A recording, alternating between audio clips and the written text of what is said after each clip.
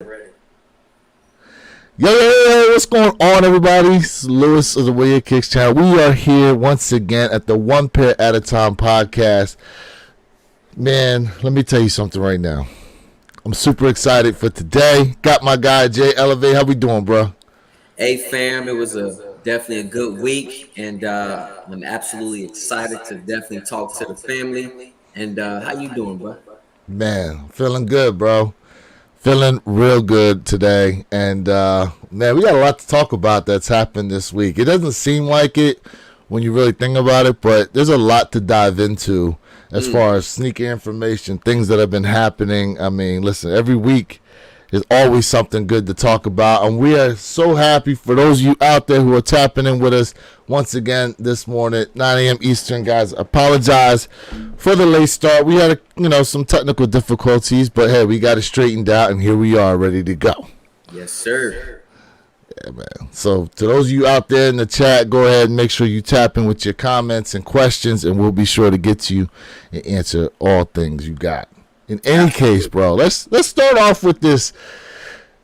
Where should we start? Should we start with the heist that was fouled, I guess you could say? Foul on play. Yeah, $2.5 million worth of merchandise stolen, bro.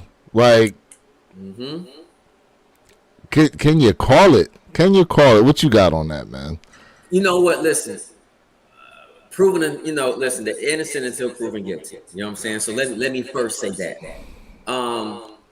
But I will tell you this though, like if this is true, this is absolutely a wowzer in my opinion. You know what I mean? Super bunkers. And the thing is that like I'm mostly important. I don't care about the case itself. I care about us as consumers. The case means nothing to me. And the reason why I'm saying this is because I talked about this on my video, right? So when investigations occur, all this other stuff happens, right? This costs companies money, okay? This is about Louis Vuitton, Prada, Gucci, Nike, Adidas, right? Whether it's sneakers, article of clothing, whatever the case may be. This investigation will absolutely cost money, and it's going to be passed along to us as the consumers. That's what I care about, right? So as a consumer, if prices are going up just like sneakers, because as you guys know, sneakers are plummeting right now. A lot of stuff is going for under retail. This causes us, for us to spend more money that that we shouldn't have to endure. But that's the way the game is set up. They pass on the cost to us so they can keep their shareholders happy. How you feel about that?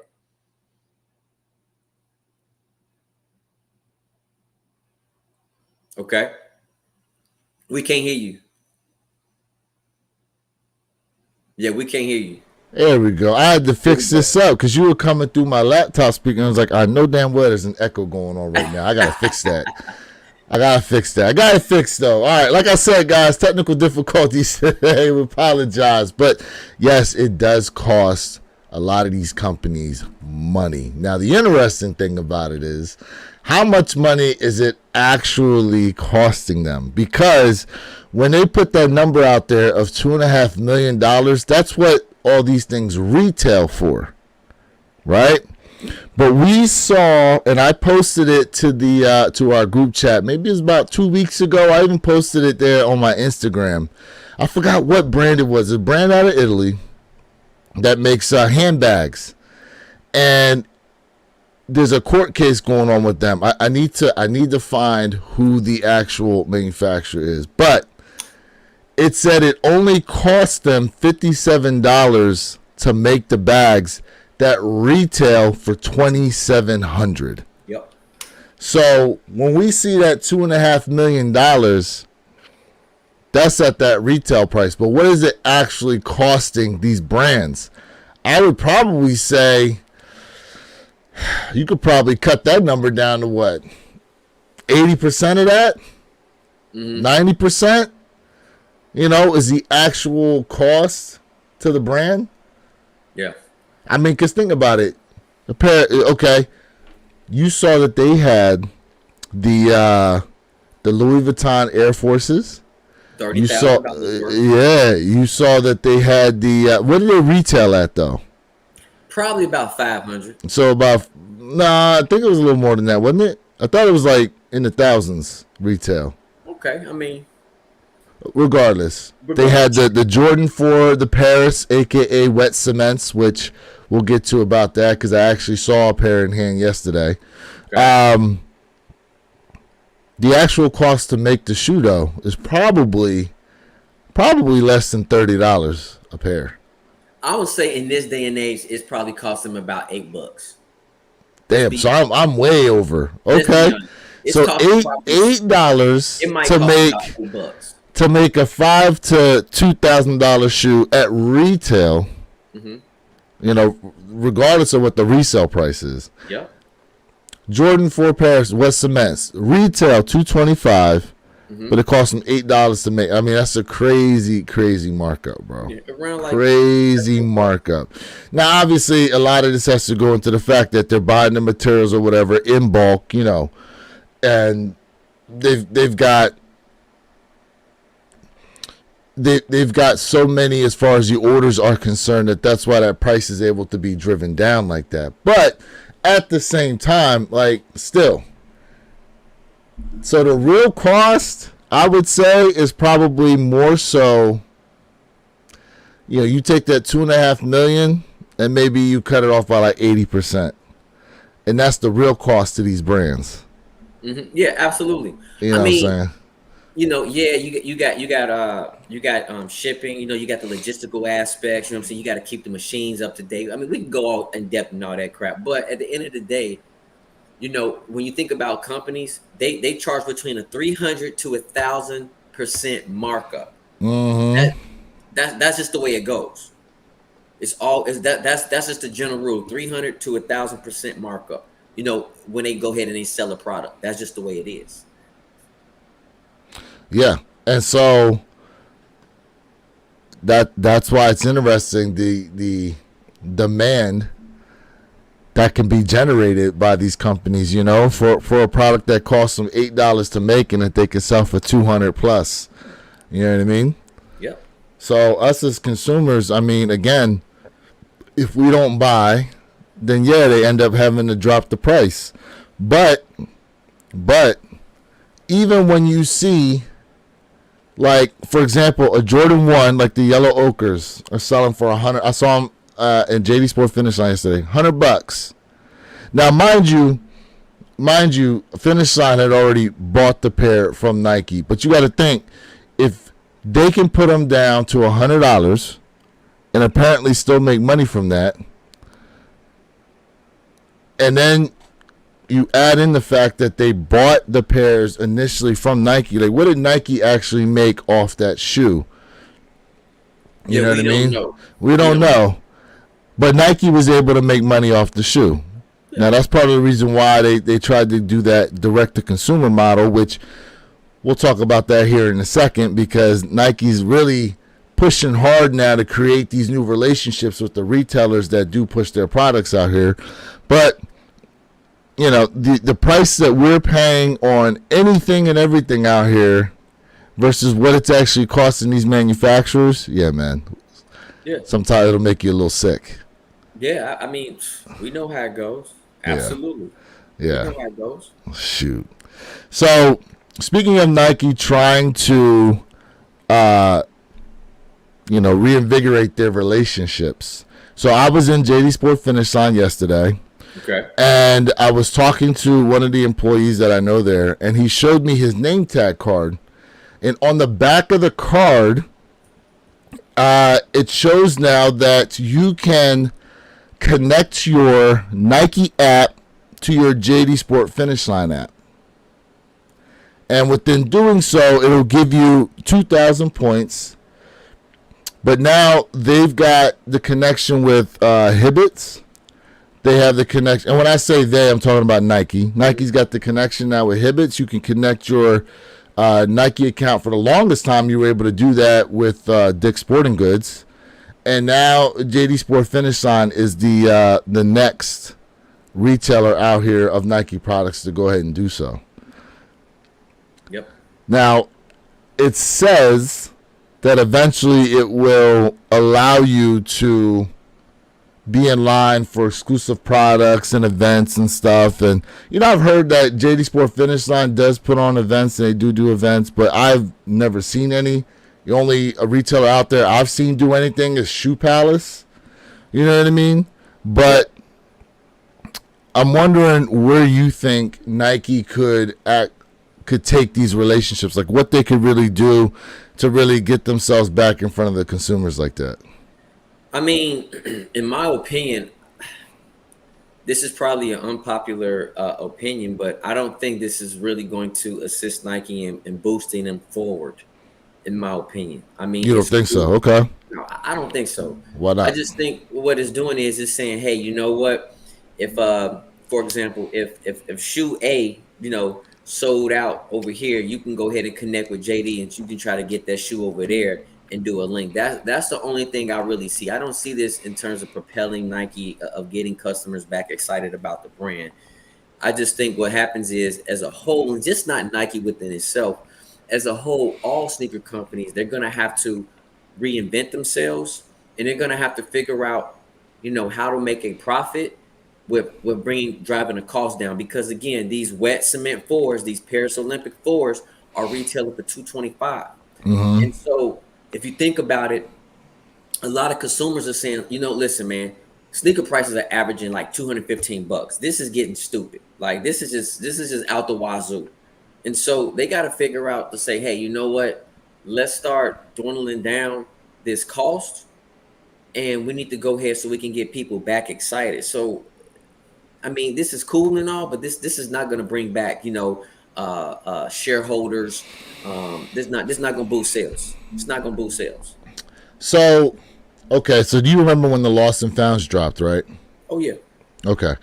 So Shoe Palace did an entire pop-up at some of their stores to where when you came in and bought the shoes, like they had like this whole backdrop setup type of thing where it propelled you back to that time period to when the Jordan 1 Chicago's originally dropped. So that this whole like kind of 80s looking setup vibe in there for you to go ahead and like you could take pictures and stuff and then use it to post to social media. So to me, I feel like these could work well to try to draw more people back out into the stores if they're holding like local events. Like you live over there on the west coast of Florida, right? You don't really get out to a lot of events unless it's like a sneaker event. And in most cases, it's, a resale, correct? Absolutely. So most of your retail stores, they don't really host or do anything. And the only reason why you really go in there is to pick up your pair that you were able to secure online. But would you be more open to going into those stores if you heard they were actually doing like an event for, they're like some of their best customers or something like that? I mean, would I attend an event? Absolutely. The theme events, I think they're dope. I think they're cool. You know what I mean? Who will probably benefit more would be the retailer itself, not per se. Whether it's Adidas, Nike, Asics, Saucony, that particular retail store, that'll help them to try to maybe gain more traction. And I see your point where you're going with this, but I just don't think it is going to necessarily overall boost sales. I would go to those events, you know what I mean? And I think those events would be dope. But again, there has to be a balance, and we're missing that balance. So what? Okay. So what I'm getting at is, for example, let's just say Nike was to host events at certain JD Sport Finish Lines across the country, right? So when you walk in there, it's hosted by Nike. There's like all this stuff, and part of what's going on now, right, is that people have moved away from the brand for a varied amount of reasons. So if you can generate good vibes around that brand, I feel as though that it would start to cause. I mean, okay, here's a perfect example. Adidas hasn't necessarily held any event But what Anthony Edwards was able to do was he was able to generate and garner people to want to come towards the brand because they liked watching him. They had good vibes with him, and they were like, okay, yeah, I want to get some of these Anthony Edwards sneakers. Mm-hmm. I want to get some more Adidas stuff. Look what's going on right now with Copa America. A lot of these people, there's Nike out there too, you know what I mean? But there's a lot of Adidas out there as well.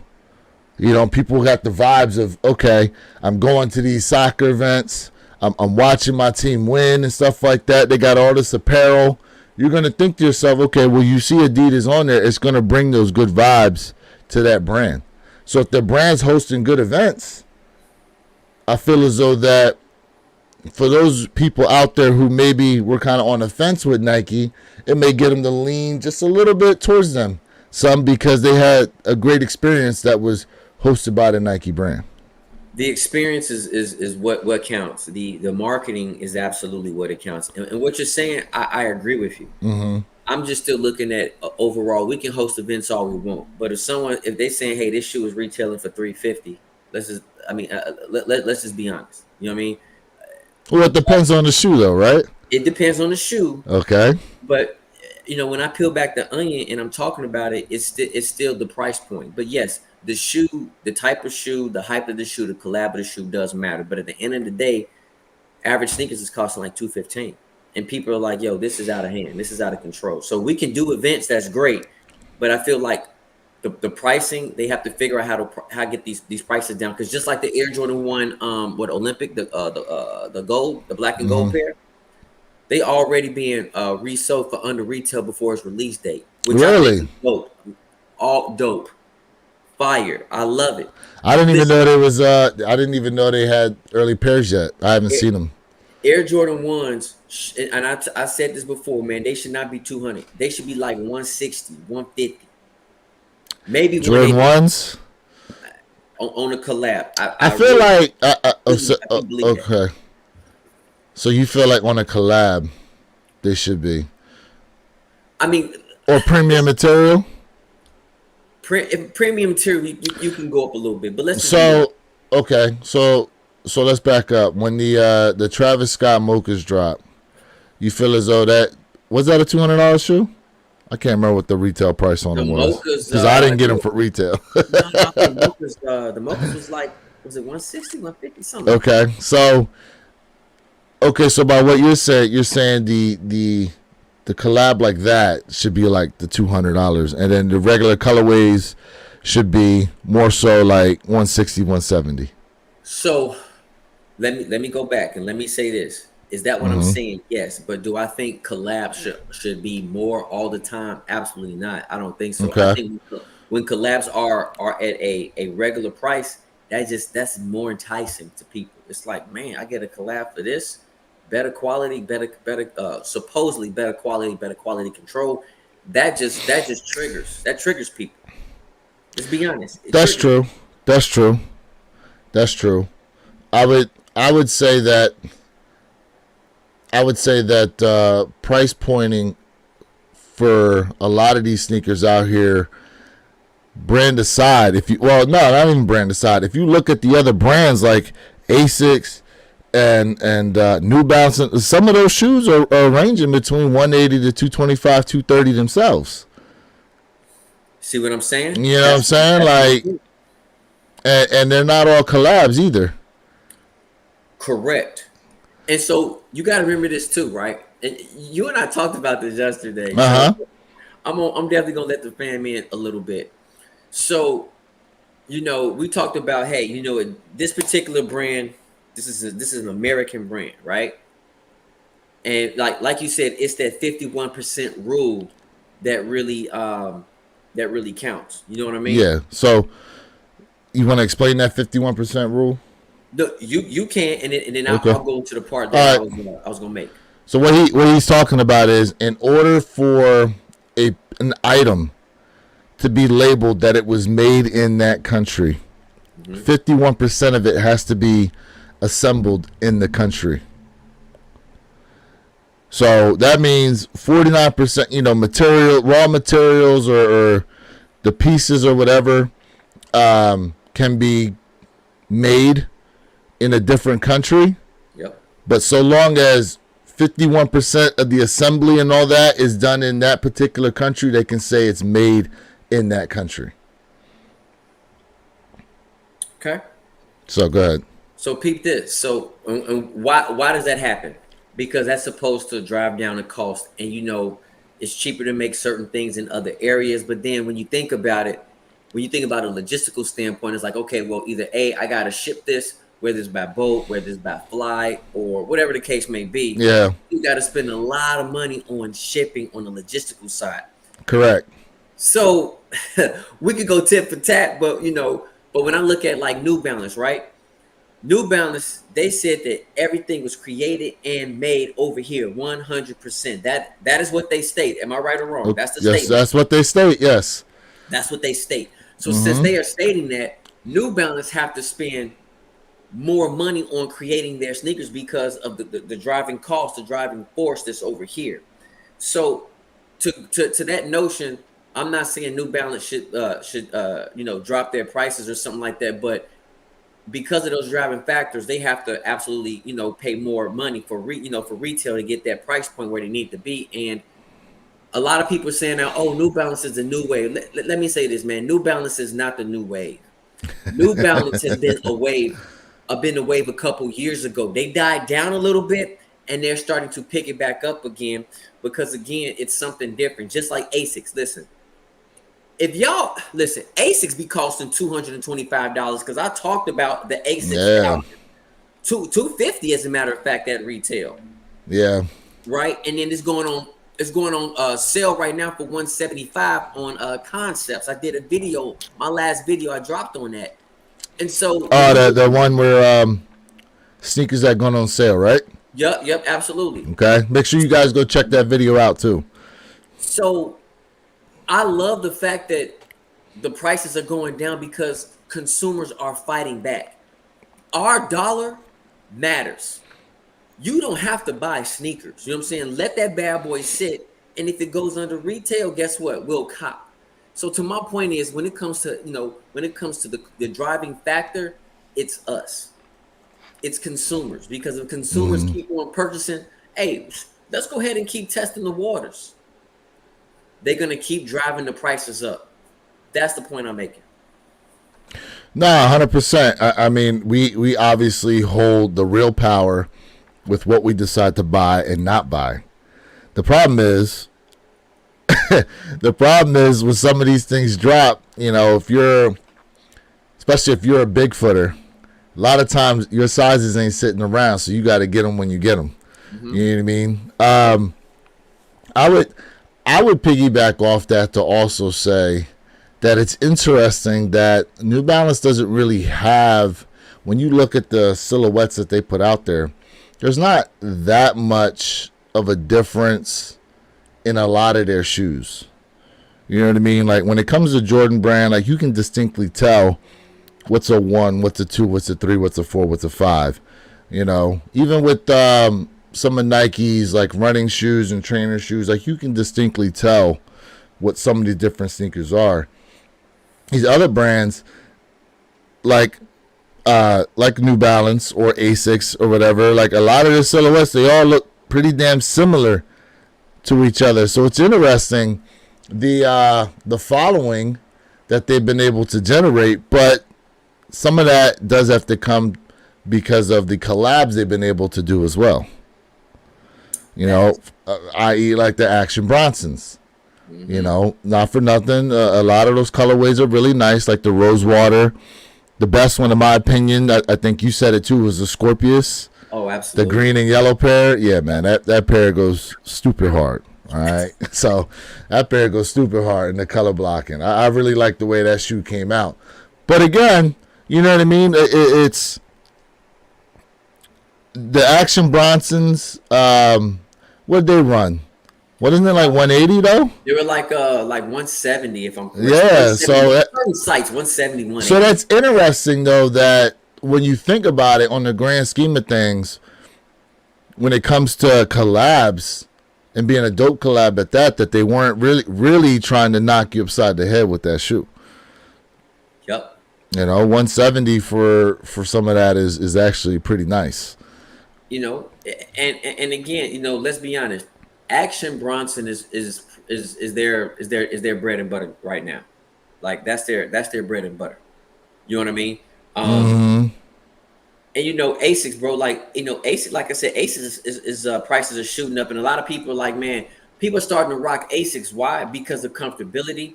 Styling has changed, and Asics are very good running shoe. They're very good. So now Asics is putting their name back in the mix, and over time things are just starting to change. Everybody looking for something different. Like, all right, I've seen this a trillion times. It's time to move over to something else. Because what do you think about that? Well, I think it's interesting to see certain brands have their wave, right? Because if you remember, we had think about the brands that had their wave late 90s, early 2000s. Like clothing brands like Sean John, Rockaware, Fubu. You know what I mean? Like they came and they went. Now there's talks out there, some of those trying to be brought back. Yeah. Baby fat. Yeah, man. Baby fat was just. Baby fat was everywhere, bro. Baby fat was just everywhere, especially in the more, inner cities like Philadelphia area, New York, LA. Like it was just all over the place. You know what I'm saying? I can't really speak for the South like that because the South's clothing waves move a little different than the North does. You know what I'm saying? So I can only speak on when I was living up in the Northeast, some of these brands that were out there. Remember Avrix? Avrix was another one. Man, they had the leather jackets.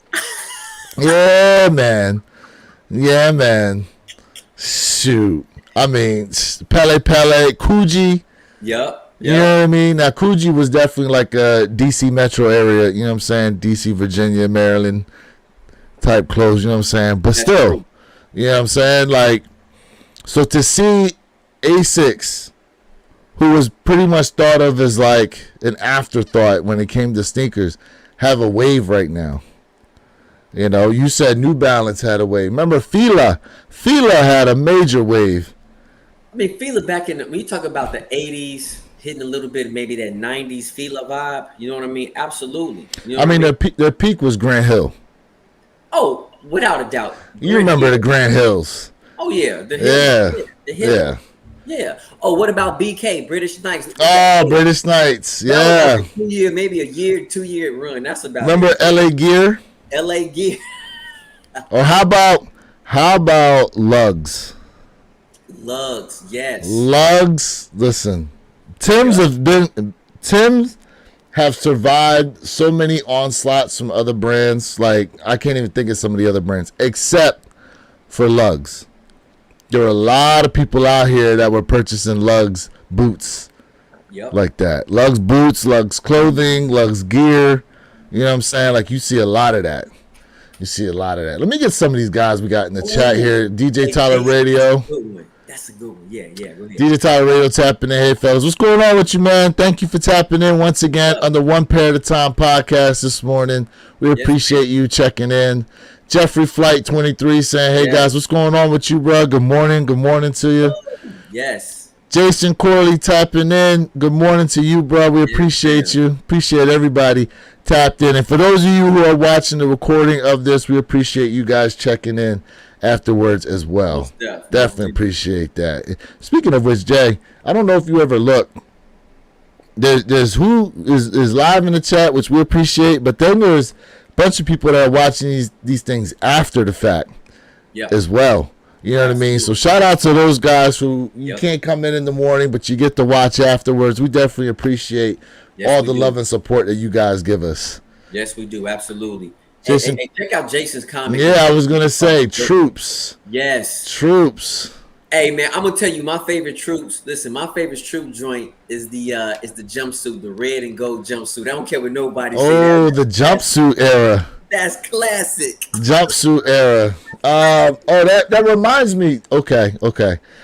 Damn, what was the brand that has the work shirts? Not Carhartt. It's not Carhartt. It's another brand. Work shirts.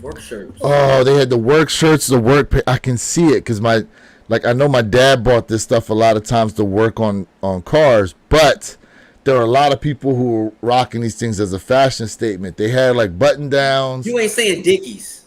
Yes, thank you, Dickies. Now you know what? I'm gonna be honest with you. I feel Dickies. like Dickies is a West Coast, joint. You know what I'm saying? That's a West Coast style because the West Coast they dress totally different.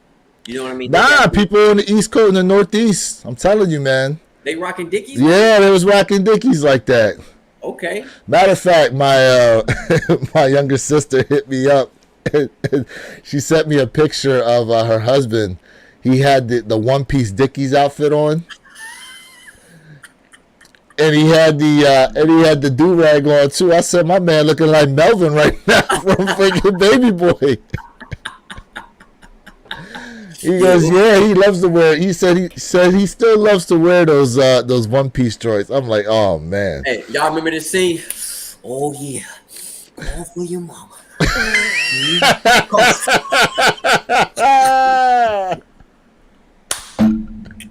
Yes, I do remember that. It's been a minute since I've watched that video. No joke. It's been a minute since I've watched, but yes. Oh my God. That just, I don't know why that popped up in my head. Yes. Yeah, man. I haven't worn. I think my Dickie stuff is probably still back in Jersey. I mean, it's hard to wear that stuff down here in Florida because it's too hot. It's super heavy material. You know what I mean? It's too hot. Hey, Jeffrey Flight, I know you said what? Hey, that came from Baby Boy. That was a scene from Yeah, you gotta watch the movie, bro. I don't know if you ever seen Baby Boy, but you gotta watch the movie. It's starring Tyrese. Yeah. Tyrese Ving Rhames. Yeah, played Melvin. Yep. Yeah, man. Jeffrey, we out here wilding out. You know we wilding out over here, bro. Ooh, look who's tapped in, Mr. Think I'm Possible. What's going on with you, bro? Man, I'm doing good, brothers. How you doing? What's going on with you, man? Man, hey, you gotta tap in, bro, because we just talking about Baby Boy. Yeah, I was peeping. I was like, man, I gotta get on there. Unfortunately, I only really have like a half an hour, but you know. Hey, it's all good, bro. We appreciate you tapping in. I know the chat appreciates you tapping in. Good morning to everybody out there. Once again, One Pair at a Time podcast. We definitely appreciate you guys who are tapped in with us once again on another beautiful Saturday morning. Yeah. Hell yeah, man. Yeah, so yeah, man. So we were talking about brand recognition, what these brands could do, prices on sneakers, obviously, and what they're doing out here. So go ahead, bro. Take it. Cool. Good morning, y'all. Appreciate you guys tapping in, everybody. So I'm going to piggyback off of something that I was kind of tuned in for about a good 15 minutes. Nike brand, and I heard what you mentioned about the Jordan 1, Jay, and I agree with that. So from a business standpoint, Nike definitely needs to bring their prices down due to what's happening with their particular brand versus their competition as well. So what Nike should do, and one thing about raising and dropping prices, typically whenever things raise, you don't get it back. You know what I mean? Like you don't get it back. So what Nike can do brand wise in order to keep it smart on the sales side of things is they can say, hey, we have like a flash summer sale going on. Usually the Jordan 1s are 180, now they're 160, right? But once you say flash sale or summer sale, now you can kind of mentally prepare people to say, hey, this is for summertime only, so take advantage of it when it's here or whatever the case is. The price point can be 150, it can be 140, it can be whatever you want it to be, but at least they can mentally prepare you to say, hey, this is a summertime thing only. Things are going to get back, things are going to change after the summer/fall sale, whatever it is, right? Because it's once you train people to paying a certain amount, it's you don't want to take that away. Like you kind of don't want to take that away. But because their sales are hurting, let me give you an example of your normal Jordan 1's going for 180. As soon as a sneaker hits gets released, it's almost instantly going to like outlets, like almost like instantly. So that 180 shoe, like you said, you're getting it Gold StockX. It's getting it's below retail before the shoe even drops. So that kind of gives you an indicator of how this performance is going to go, and it's going to be a bad performance. So instead of you capturing the 180 for retail, it's already being released for below retail. So once it drops, you're not even getting. Forget about getting retail. You're not even getting like retail, right? It's going below. So my whole point is now Nike's losing big time. The Jordan 1, the Royal, the reimagined, the Royal reimagined. Everyone wish was leather. I mean, those are going right now for like $100. Yep. So watch this. That shoe might have. Now I know there's complaints about it, but let's talk about the price point. That shoe might have done better, to Jay's point, if we would have just released it for $150. Potentially. With the other shoes going for $180. Is that what you're saying? Well, not necessarily with the other ones going for $180, but you tried to capture $180. You couldn't get $180, so the shoe performed terribly. Now the shoe's sitting at $100. I mean, you can't give them away at this point. But what if you would have dropped them for cheaper? Watch this. Maybe someone would say, it's not the shoe that I wanted. I wish it was leather. But for $150, I'll still get it. But are you going to pay full price for a shoe that you don't even want? That's the question. That's interesting. Okay. That's the question. Okay. It could be a strategy. They can kind of be like some, for lack of better words, it's a bad word, but they can be some mind games, right? A lot. So I think some of that happens when you look at a shoe, because there's a lot of shoes out here that drop, right? I don't particularly like them, but I go for them thinking to myself, all right, if I get it, I can use it as trade bait. I could sell it, make a couple dollars. You know what I mean? In some instances, I get a shoe in hand, and then I'm like, oh, I actually do like these. Or like if I'm on the fence, you know what I mean? Absolutely. You get a shoe in, and then you're like, maybe I'll just take these back. You know what I'm saying? I feel like sometimes, though, a lot of people are not being true to themselves when it comes to their sneaker purchases. But that's a whole other story. So, right? I mean, that's a whole other story. That is actually a good point too. There are sometimes a shoe might be dropping or a shoe is released, and I like the shoe, and I already say it up front. I'm like, oh, I'll get it. I'm gonna wait for it to go. I'll wait until I cop it below retail. Like that's like my honest. I like the shoe, and that's okay. Like that's okay. You play the patient game. Eventually they'll drop. You know what I'm saying? And if it does, right? Yeah, if it does, more than likely. I mean, based on how the market's been moving as of late, it probably will. Now, when we talk about like the Black Toe reimagined, I don't know yet. I don't know if something like that's going to happen. It's possible because you do have a segment of people out there who, for whatever reason, are like, oh, can I remove that writing off the collar?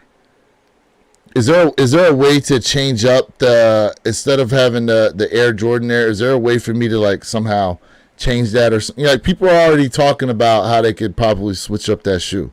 You know what I mean? And for whatever reason, I don't know why, it seems like the voices of those out there who dislike something are louder than the ones who actually do like something.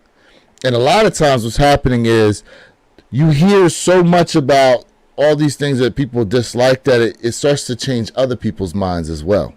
And that's what I was talking about, not staying true to what it is you like and dislike and stuff like that, because the overall consensus is getting people to change their mind of something they like and going, okay, well, no one really likes these, so I'm not going to touch them either, even though I truly like them. Yep. Take a look at a couple of those comments because I actually want to. I was reading them. All right, here we go. Let's go. Just look at how many. Tyler tapping in. Just look at how many retailers are having to put these J's on sale in order to move them. Yep. That's true. Very true. All right, Andy Lester tapping in. Shout out to you, bro, for tapping in with us. It says discounts have ruined any GR. Nobody is picking up shoes at JD or Foot Locker for retail. If it's not a major GR, no reseller is going for GR shoes. Mm. Right. So, all right. So, if you think about it from a business perspective, it only makes sense for like JD, Foot Locker, and these places to have like their discounts, right? Because ultimately, keep in mind, even though they're purchasing their shoes from Nike, Nike is still their competitor, right? JD is still its own store. They're going up against Nike, even though they're working with them, getting Well, acquiring product from them. They're still well, selling their product. It's still their competition. Because at the end of the day, what what stops the consumer from saying, "Hey, why am I going to JD? I can order it directly from Nike." And let me tell you why. Because we have status cash, we have perks, we have a point system. There's some sort of advantage for you, benefit to you, to buy it from us versus going directly to our, instead of going to Costco's, I want you to shop at my store, right? So there's definitely advantages to it. Now, when it comes to, Jay already said this, I believe Lewis said this too. It's all about supply and demand. I tell you right now, if we were able as consumers to come together and not buy a shoe when it comes out and let a shoe sit, we get to control what's hype and not. I'm gonna give you an example. This would never happen, but let me give you an example. Let's say a Travis Scott was going to release and nobody picked him up. What do you yeah. think was going to happen with the prices of Travis Scott's from that point forward? Well, Now, that don't get me particular wrong. Travis Scott. Watch this. The resellers are going to grab them all up. They're going to grab them all up. But what happens when they go on GOAT and StockX and all of these platforms, the third party market, and it just sits? What's going to happen with the price of that shoe? It's going to have to drop. It's going to drop. It's going to have to in order to move it. That's right. What happens whenever you go into a boutique and you see all of these J Balvin, see everything just sitting and nobody's buying them? So I ain't paying no $500 for no shoe. You crazy? That's true. We get to control that. Real quick on your Nike competitor point. So JD Sport and Finish Line are now the newest retailer to now be able to merge your membership with Nike through the app now. So Nike is really... PSG does that as well, right? Yes. So Dick's Sporting Goods was the first retailer I know of to do it. Then it was Hibbett's. Now JD Sport Finish Line is the newest company to do this. Now, how it's going to overall translate, I don't know. But I'm assuming, though, that this is a way for Nike to track buying data, in my opinion. So, because if you're not coming, for example, most of the GRs that drop, I try to go to JD Sport Finish Line for the most part to do exclusive access, because it could be hit or miss with the sneakers app. You never know how many pairs are actually going to drop. You know what I mean? It could be 10,000 pairs. It could be 60,000 pairs. You never know. But JD Sport Finish Line, I'm able to reserve a pair, go pick them up, no problem. You know what I'm saying? So I think a lot of that has to do with them being able to track data. But what you're saying is 100% correct, in that if we didn't go buy a Travis Scott and it just sat there and no one moved on them, correct, like the price would eventually have to drop on them in order for these resellers, if they went to pick them up, to try to move the shoe. And it's happened to them on a bunch of shoes. Look at the oxidized green forest. Before, what was it? Before they actually released for the first time on End Clothing, I believe they were reselling around pretty cheap, $260 to $280. You know, it was under $300 then. Wait, you talking about the oxidized? You said oxidized green. Yes, the oxidized green forest. Yes. Then they had a drop on End Clothing's website, which I believe was the first place to drop them, and that's when they started going for below retail. So let me say this. So Mr. Think, I have to agree with Mr. Think when he talks about, for example, JD, Finish Line. They are a competitor to Nike. Yes, they working together. They have this, cross-platform that's going on. But at the end of the day, there is a slight competition there when you think about it. They are there helping to help each other out, because some people are like, okay, listen, why would I go on this person's website, this company's website, when I have to wait for the shoe to get shipped to me, when I can go over here to this store and I can go grab everything right now and it's under retail for the same price? So when it comes down to time, I think time is everything when it comes to people.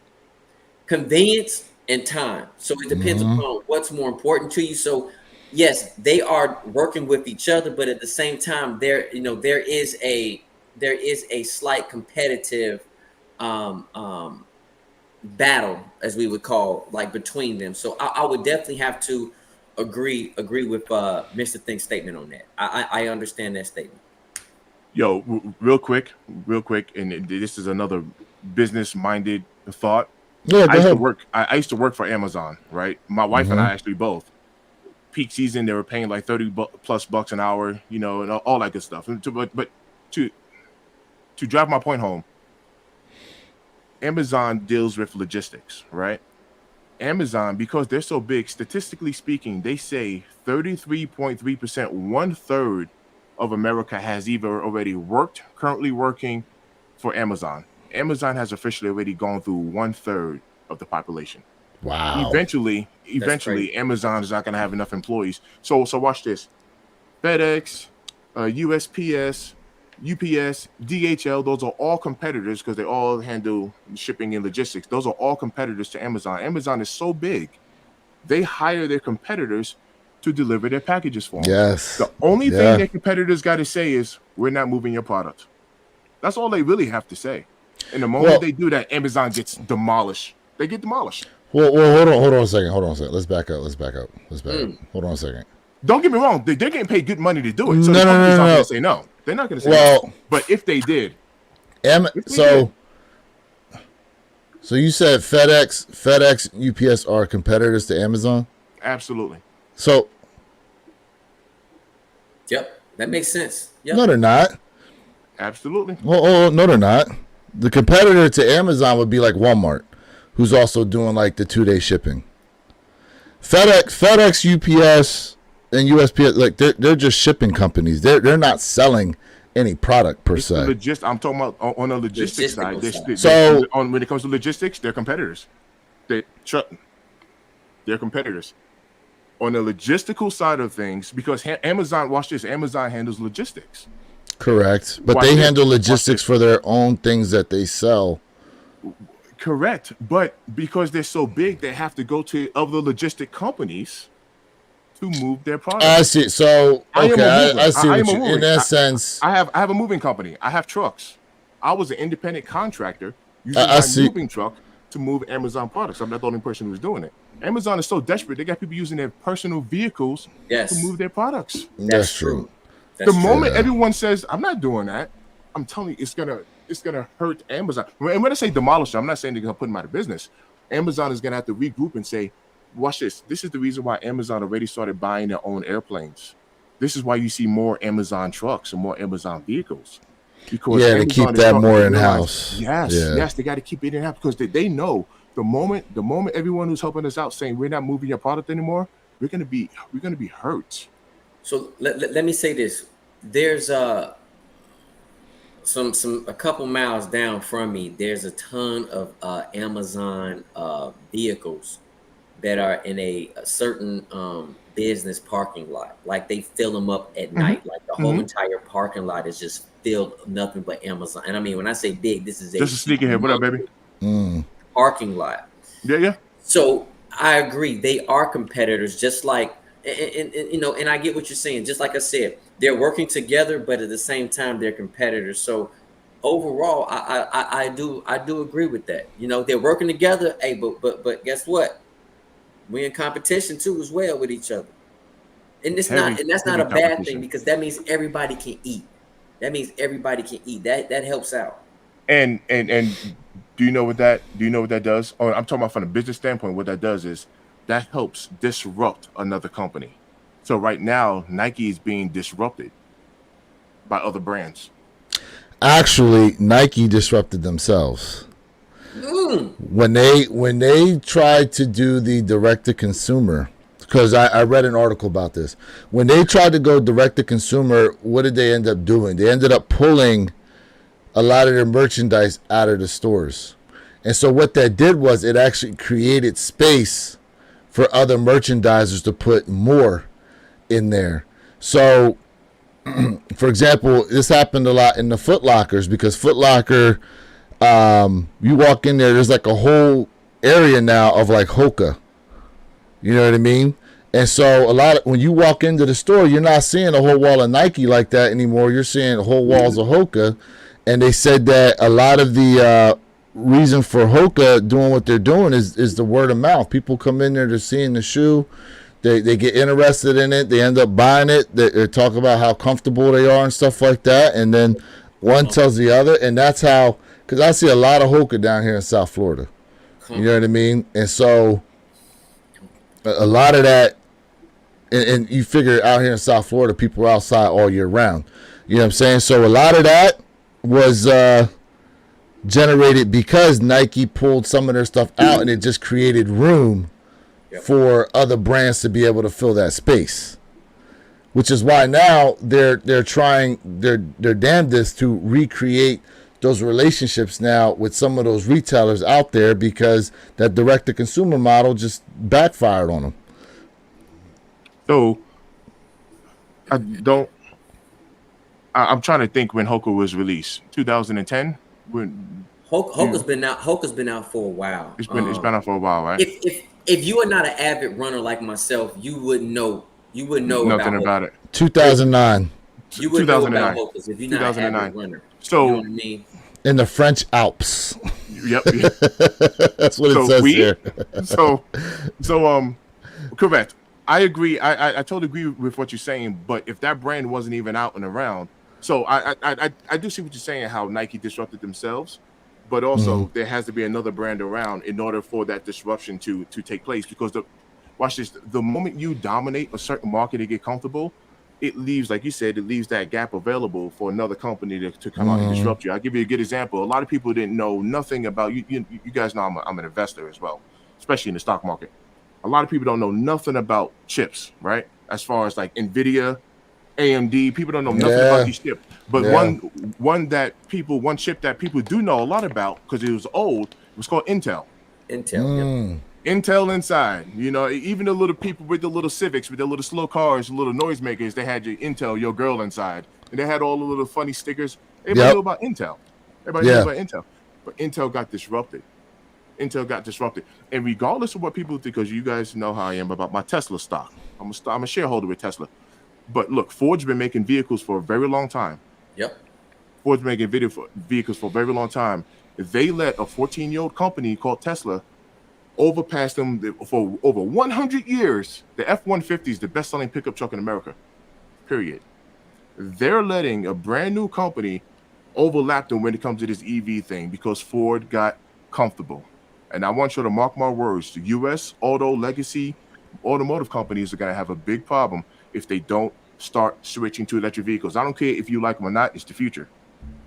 They're going to have to get on board. Ford, GM, Stellantis. Barack Obama already bailed them out, bro. Bailed out. From my understanding, most polls show that Americans don't like electric vehicles. Bro, it's the future. It's the future. Watch this. I didn't like the the infrastructure needs to be there for that. I'm gonna say this to you guys. I think Bitcoin is the future. We should do a separate live about this because I got a lot to say on this topic. So do I. I got a lot to say on this topic, bro. Like hey, chat. Let us know if we should go ahead and just do a whole entire separate. I don't want to draw away from the sneakers. I wanted to drive home the point of disrupting, like how no one is immune to being disrupted when it comes to business. Correct. No one is immune to it. Nike. Correct. We know Nike is a big brand. Billions. We know, but even Nike can be disrupted. There's no doubt. Any company can be disrupted. Correct. Let me get some of these other comments here. Yeah, we got the chat. Jason Corley goes, with the way things are going now, people are waiting for the sale price. I am one that has been doing theirs since Christmas. I picked up green and white Jordan 4 yesterday for $110. Yeah, oxidized greens. Okay. $110. That's a dope $110. That's a dope price. There you go. Price. That is a dope price.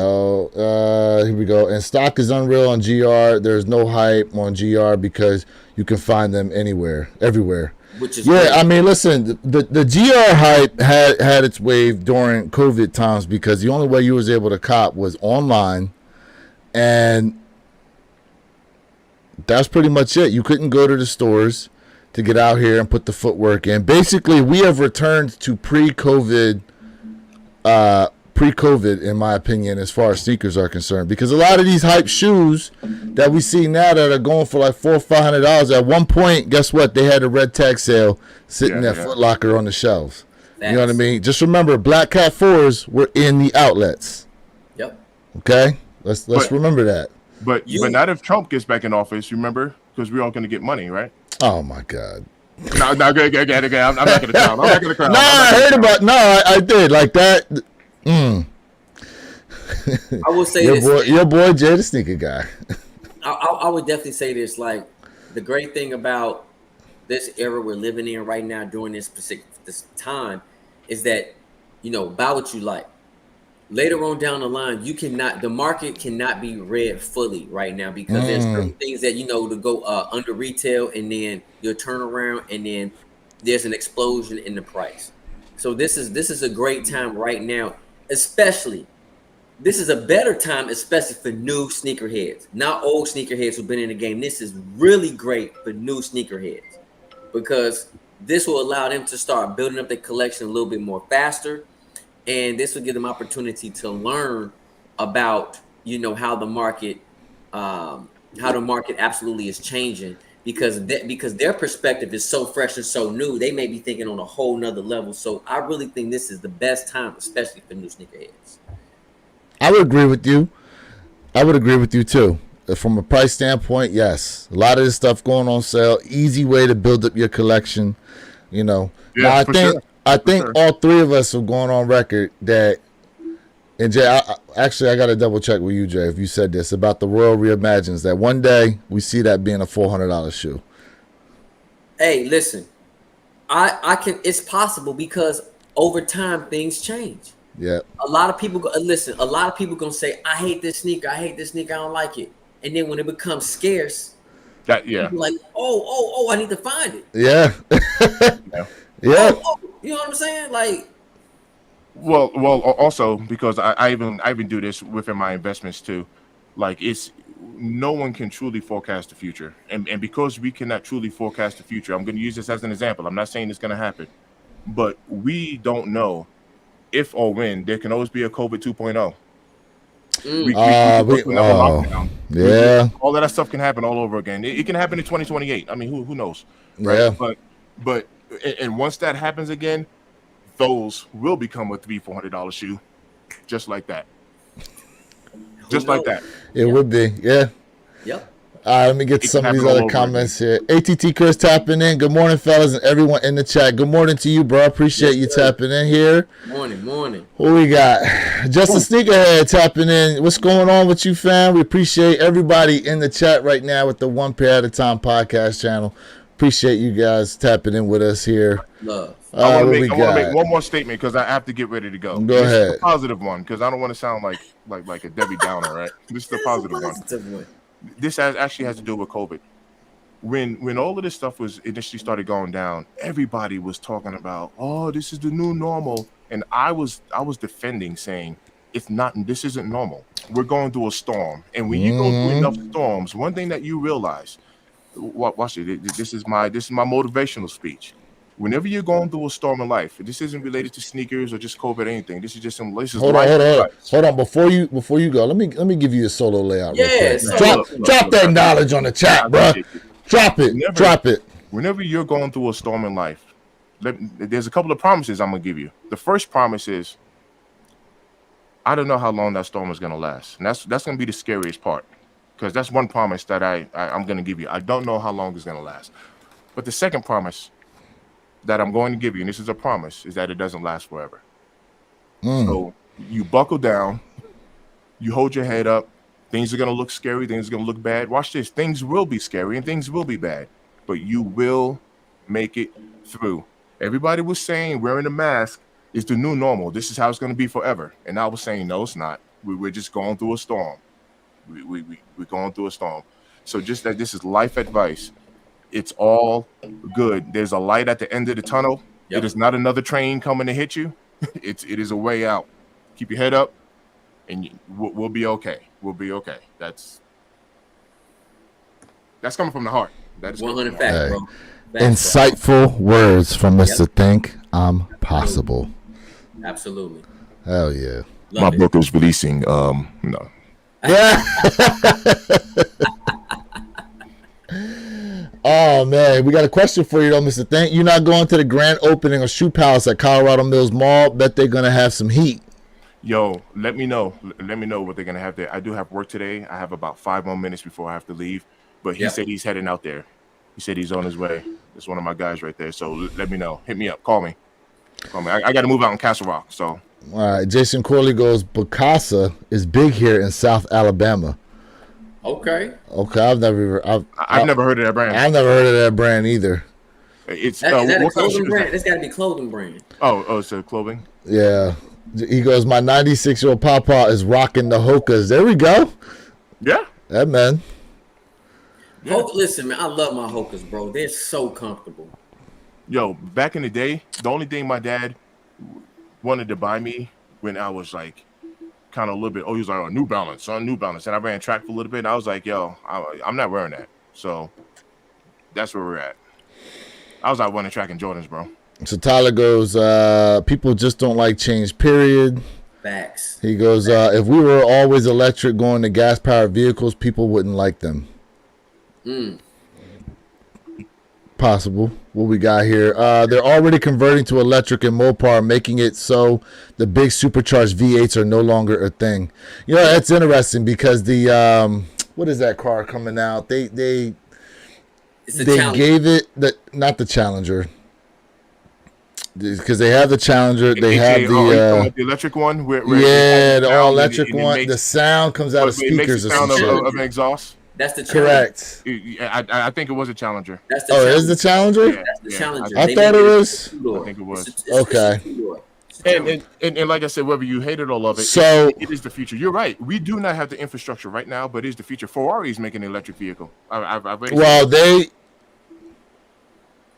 actually, I think maybe they are. Or- I know that they use electric motors to coincide, like they do the hybrids. It's on called a lot of hybrid. their cars. Yeah. They do the hybrids. I know that, and a lot of these supercar brands have been doing it. McLaren's done it, Lamborghini's done it, and it actually does give the vehicle like a power boost, right? It does. Yo, Ferrari's coming out with an all-electric vehicle. The thing costs like $400,000 or $500,000. Like it's not gonna. But my whole point is that they're doing it. But I know like brands like Mercedes with their like AMG cars, I know they tried to go down to the 4-cylinder turbocharged, and now they're scrapping that and going back to the V8s. All right. So- real quick, and then I'm gonna have to bounce. Go ahead. The reason why, so right now, and we can always tie this because this is business. We can tie this right on back to Nike or anything that you want to tie it to. Whenever you do something new and do something different, you have to understand there's going to be like a production issue. There's going to be issues that come along with it. Yep. Whenever you're used to doing something a certain way, it's always easier just to go back to the way it was.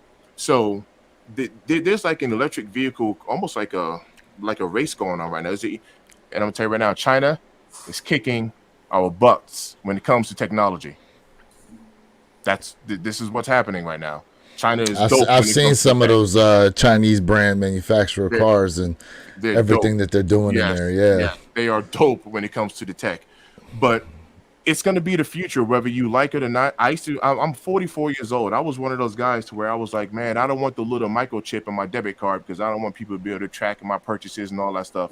So I never upgraded my card. When my card expired, they sent me another card, and guess what it had in it? It had The a chip. I didn't have a choice, right? Everybody who got the flip phones, right? I used to work for Bell Atlantic back in New York, right? Everybody who got the little flip phones, who was like, I'm not going to the smartphones or whatever the case is, they took you off the network. You have no choice. He said it took you off the network. They did. You know what's funny is that they brought flip phones back though. Well, no, well, see, I'm not just talking about I'm talking about the technology. I know, I know Analog what and you're digital. getting at. I'm just saying, like, Yeah. it's interesting that they brought the flip The phone analog back. and digital. So for all the people that was like, nah, I'm not converting over, take a look at most of your house phones now. Remember, your house phone used to be on what's called a landline. So landline. whether you had a power outage or whatever, your house phone always worked. Now your house phone is connected to your modem. Yep. Technology. I'm gonna keep it real. I don't even have a house with it phone. or not. Right. I have. I would keep it real. I don't even have a house phone. I have a number. I don't even know what it is. Don't you? Yeah, I have a number. because that's how the internet was able to get set up. But I got like the AT&T fiber because they have it here in the neighborhood. But yeah, since I moved in here, I didn't have a house phone. Like, Well, y'all let me talk my piece. I appreciate y'all. Hey, right now, I appreciate everybody for tapping in. One pair at a time. Go ahead. Somebody drop the link in there. Eventually, we're all going to go over to that one platform. I know I didn't even stream today, so I didn't even stream to my audience. But eventually, we're all going to go over there. Right now, we have 9 subscribers. When I check later today after work, I want to see 10. yes, please. Yeah. I will say this to everybody too. So please subscribe to Mr. Think Impossible. Please subscribe to Where Your Kicks 26. And hey, if you want to subscribe to me, Jay Elevate, I appreciate y'all. Even though we are sneaker YouTubers, we have our own style. We do things a little bit different. And you can, you definitely get a little bit of information, different perspectives from our channel. So what we do is we have our own channels, but also we come together weekly with our One Pair at a Time podcast, and we love rocking with y'all family. We appreciate all y'all support. For real. Hell yeah. Hell yeah. I only typed that one time and it went in 3. It's all good. Look, I appreciate you guys. I'm going to tap in. Bro. All right, bro. Holla at you. All All right, bro. Bet it up. Let's see here. Jeffrey Flight 23 tapping in says those 4s oxidized greens back in 2020 would be a $500 shoe. You know what? I would probably have to agree with you on that because not for nothing, the leather quality on there is really nice. Okay. And yeah, also you got to think back in 2020, the only way you was copping them was online.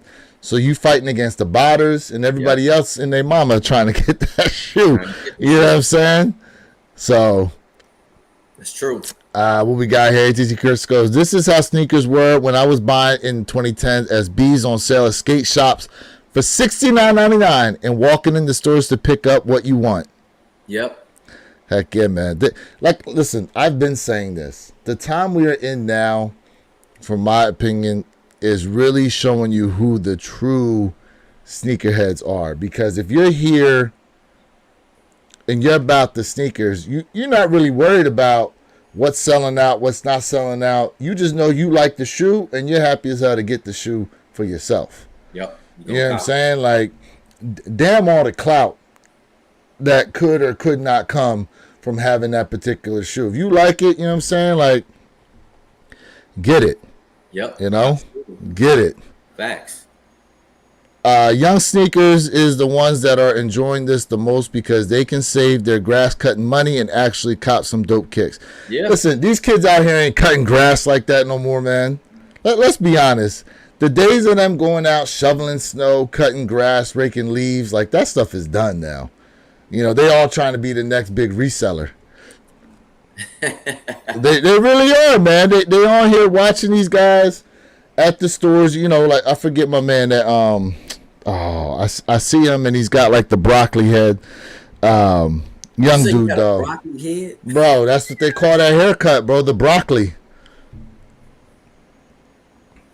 Listen, and look, let's not act like we didn't come from the time where people were doing the Gumby, the box. Oh, hey, listen. You know what I'm saying? Like, you know, all our eras had these weird ass haircuts. That's true. You know what I'm saying? True. Like, and when I say, if you're, okay, for anybody out there who doesn't know who Gumby is, go ahead and look up Gumby, Gumby, and my man's head was on a slant. And I'm telling you now, people used to get their haircuts like that. Hey, listen, I love the Gumby show now. Hey. You know, I love that Gumby show. People used to get their haircuts like that. Matter of fact, I ain't shared nothing here yet. So let me go ahead and share. Pull it up. Let me go ahead and share for y'all real quick. All right, this is what we talking about, okay? The Gumby joints. Yep. All right, my man's head is on a slant. Yes, sir. Yep. Okay. And I'm telling y'all right now. Now, I personally never had my hair cut like this, but this used to be the damn wave. Okay. How about the afro, bro? Yep. The fro. And when you think about it, you know, like the chia pet hair. Here we go with the part. Oh, I remember this hairstyle. Yeah. Who had this? Old Dirty Bastard had this hairstyle for the longest time of Wu-Tang Clan, where his hair was like this. He had it to the point too where he did. Remember he had dreads on the one side, and then it was just normal cut on the other. Hey man, and that haircut fire though. Hey, you can't deny that. That cut is tight. You know what I'm saying? Like That so. cut is tight, bro. So look, for those who are in the chat who do the broccoli cut, I'm not really knocking on y'all. Every era's had their weird hairstyles. You know what I'm saying? What we got here? A bunch of stuff on the sneakers. That's what it was. The Barracuda. That was the name of that car that's all electric with the exhaust noise. The Barracuda. It wasn't the Challenger. Wait. No. Hold on. We got. Okay, you're not gonna do some research about that. I'm not disagreeing with you with the Barracuda, but I know they dropped. Well, they're dropping the electric Challenger because they dropped the Charger. So the Barracuda is supposed to come out. I don't disagree with you saying, but unless they got rid of the Challenger and changed it to the Barracuda, they were talking about it. No. So the Challenger and the Barracuda, if you go back to when those cars originally like came out, they did take similar cues from each other. No, correct. I'm talking about the electric. I mean, the all electric vehicle they're coming out with that looks like the Challenger is the Barracuda. Okay, so they changed the name. Okay, correct. Okay. It's the Barracuda. Changed. Okay, yeah. Cool. Appreciate that. Okay. Yeah, appreciate that for real, Jason. We appreciate that. Absolutely, bro. Let's see here. And that's gonna be a $1,000 car. Is it true Nike is killing the Adapt line and the app to operate the shoes? Yes. That is 100% true. So at some point, your shoes will no longer work. It's supposed to be after the summertime. So in the fall, Jason, they're going to absolutely cut the adaptive app. It's going to be done. So it's going to be in the fall. So it's crazy now. You want to be able to wear the shoe. So hold on. But you know what? Some of the adapters that they do have the Adapt line, once your heel hits the back of the bottom of the sneaker, it'll absolutely go ahead and it will. Some of them, yes, not all, but there's a few out there, like maybe one or two, where your heel hits it and then boom, it's gonna go ahead and tighten it. The dope thing about the app is that you don't have to bend down and do anything. That's the whole dope thing about the app. You just press on the app and then it can loosen up as much as you want. All right, so yeah, here we go. Yeah, they already did the Adapt. Will still work with the buttons, but the app is shut down with no support. Okay. Correct. Okay. Yep. Well, you know what? That makes sense if they actually are coming out with an off-white, the off-white back to the mags. Yeah, the off-white mags. So that would make sense. They do those off-white. They don't even listen. You don't even have to have the technology. I don't care if we got to lace them up. Give them to me.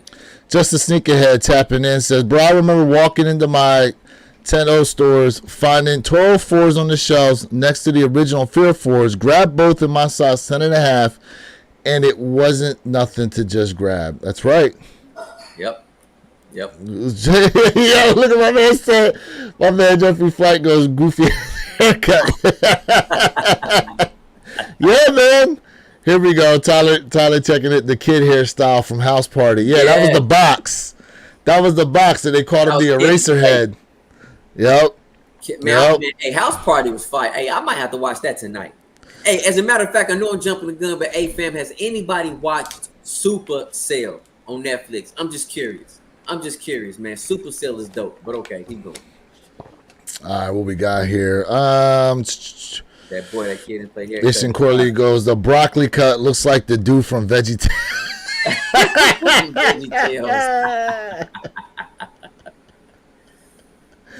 ATT Chris goes, boy, that kitten play haircut was wild. Yep. Yeah, man. Yeah, man. Listen, haircuts every era's got their crazy cuts, bro. Every era does. Absolutely. But what I will say is this: when it comes to fashion, I don't know if these young boys just don't have iron in their blood or what. You let me know if it's happening where you at, Jay. I see these dudes wearing full out sweat clothes. We talking about hoodies, sweatpants. Oh, one day I seen a dude wearing, he was all black, had the hood over his head, had the shit tied around his face, so all you could see was his face. Mind you, my man had to be Haitian, bro. He had to be. Had to be. So But the dude was in all black. yeah. He was very dark complected himself on a damn scooter. And it was 95 degrees out, but they said the real feel was like 110. Yeah, so let me tell everybody why here in Florida, why you see everybody covered up like that. And a lot of places be like, yo, you crazy. Because here in Florida, you know, the sun will eat you up. It will burn you, and the sun will age you. Let's just Let's back up. Let's back up though. Let's back up. What? Because if you go like to the Middle Eastern countries, they're all covered up, right? But their garments are light. Listen, okay, they're thin. I'm talking about people out here in sweat clothes. That's hoodies, sweatpants. That's how it is in Florida. That's how it is here. Like people do that to cover up. I didn't say, you know, I want to rock a winter jacket, you know, in the summertime. But listen, people cover up because again, the sun will burn you and it will age you. So a lot of people stay covered up. That's how they do it. Just a secret head goes, bro, I seen that yesterday in Colorado. Bro had on all black sweatsuit, 105 degree weather. Mm-hmm. Man. Yep. Man. Yeah, that's how we get down here. Man. My man Miles Cage goes, that's them stick up kids up to no good. Yeah, man, these kids are made different. 100%. That's true. 100%, man. What we got here? That man was in a different mode, ready for the Black Air Force activity. Oh, that reminds me. Yes. Dude, yo, when I was up in finish line yesterday, dude came in there looking for some Black Air Forces. I had to back up a minute. I was like, what you need those for, bro? What you need those for? Anyway, I was talking about finish line earlier because I did see the Jordan 4 Parises, right? And so the box itself is like I got to touch the box. The box itself is actually textured. Yes, it is. It's a textured box, and not for nothing. I mean, I don't know. How do you feel about the shoe overall, though?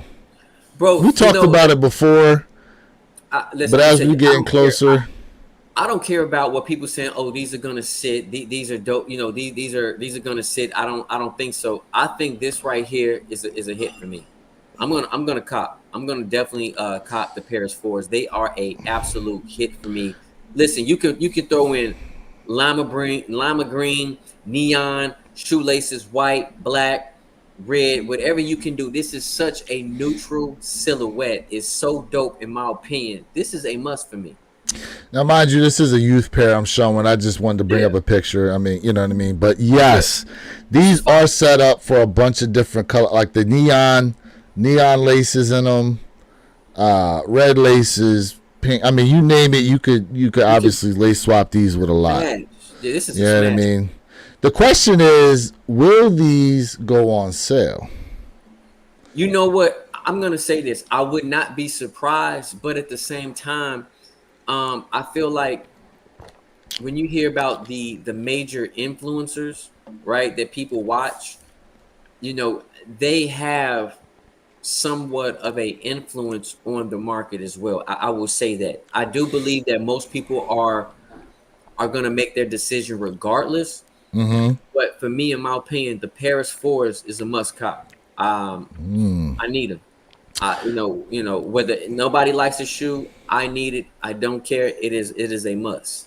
The other thing I will say is when I held the men's pair in hand yesterday, because they brought me out a size 12 to take a look at, the padding on the sock liner actually seemed thinner to me, and so did the padding of the tongue. So I think it feels like they thinned it out. And in comparison, the 4 that just dropped, the oxidized greens, like it felt like the padding in those were thicker, and here they kind of thinned it out on the shoe. That's what it seemed like to me. Okay. That's what it seemed like to me on these. What do you think about the quality? Okay. So I'm going to tell you guys right now, if you can pick them up in store, make sure you do so you can actually do a look over of your sneaker itself, because Mm. the one thing I did notice is around the midsole areas where it's like the darker suede on the shoe, Okay.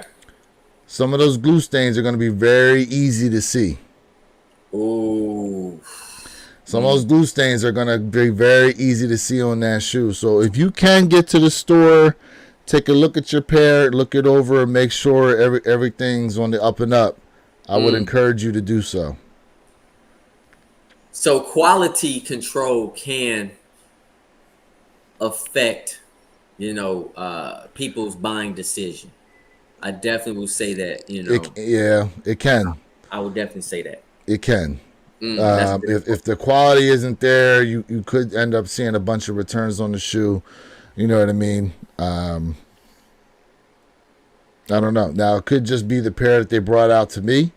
You know what I mean? But there's a lot of people out there that don't really look at their shoes like that a lot of times, even when they pick them up in store. They in there, they bring a box out, they look them over real quick, and boom, they out. And then when they get home and they sit with it, that's when they're like, oh. Nah, take your damn time in line, look over your shoe, and be like, let me see another pair. Yeah. Yeah, and point it out to them. Point it out like, yo, look at this. Like, this doesn't look that great. So either they bringing out another shoe or they knocking some money off. Like, or guess what? If it's not what you really want, leave it. Yeah, leave it. Leave it. You know what I'm saying? Like, leave it. You're not obligated to buy anything. Yeah, exactly. If it's not the way you want it to look, leave it. That's what I would say. Yep, and that's where quality control comes into play, man. Like, hey, y'all want people to buy your product, tighten your group shot up.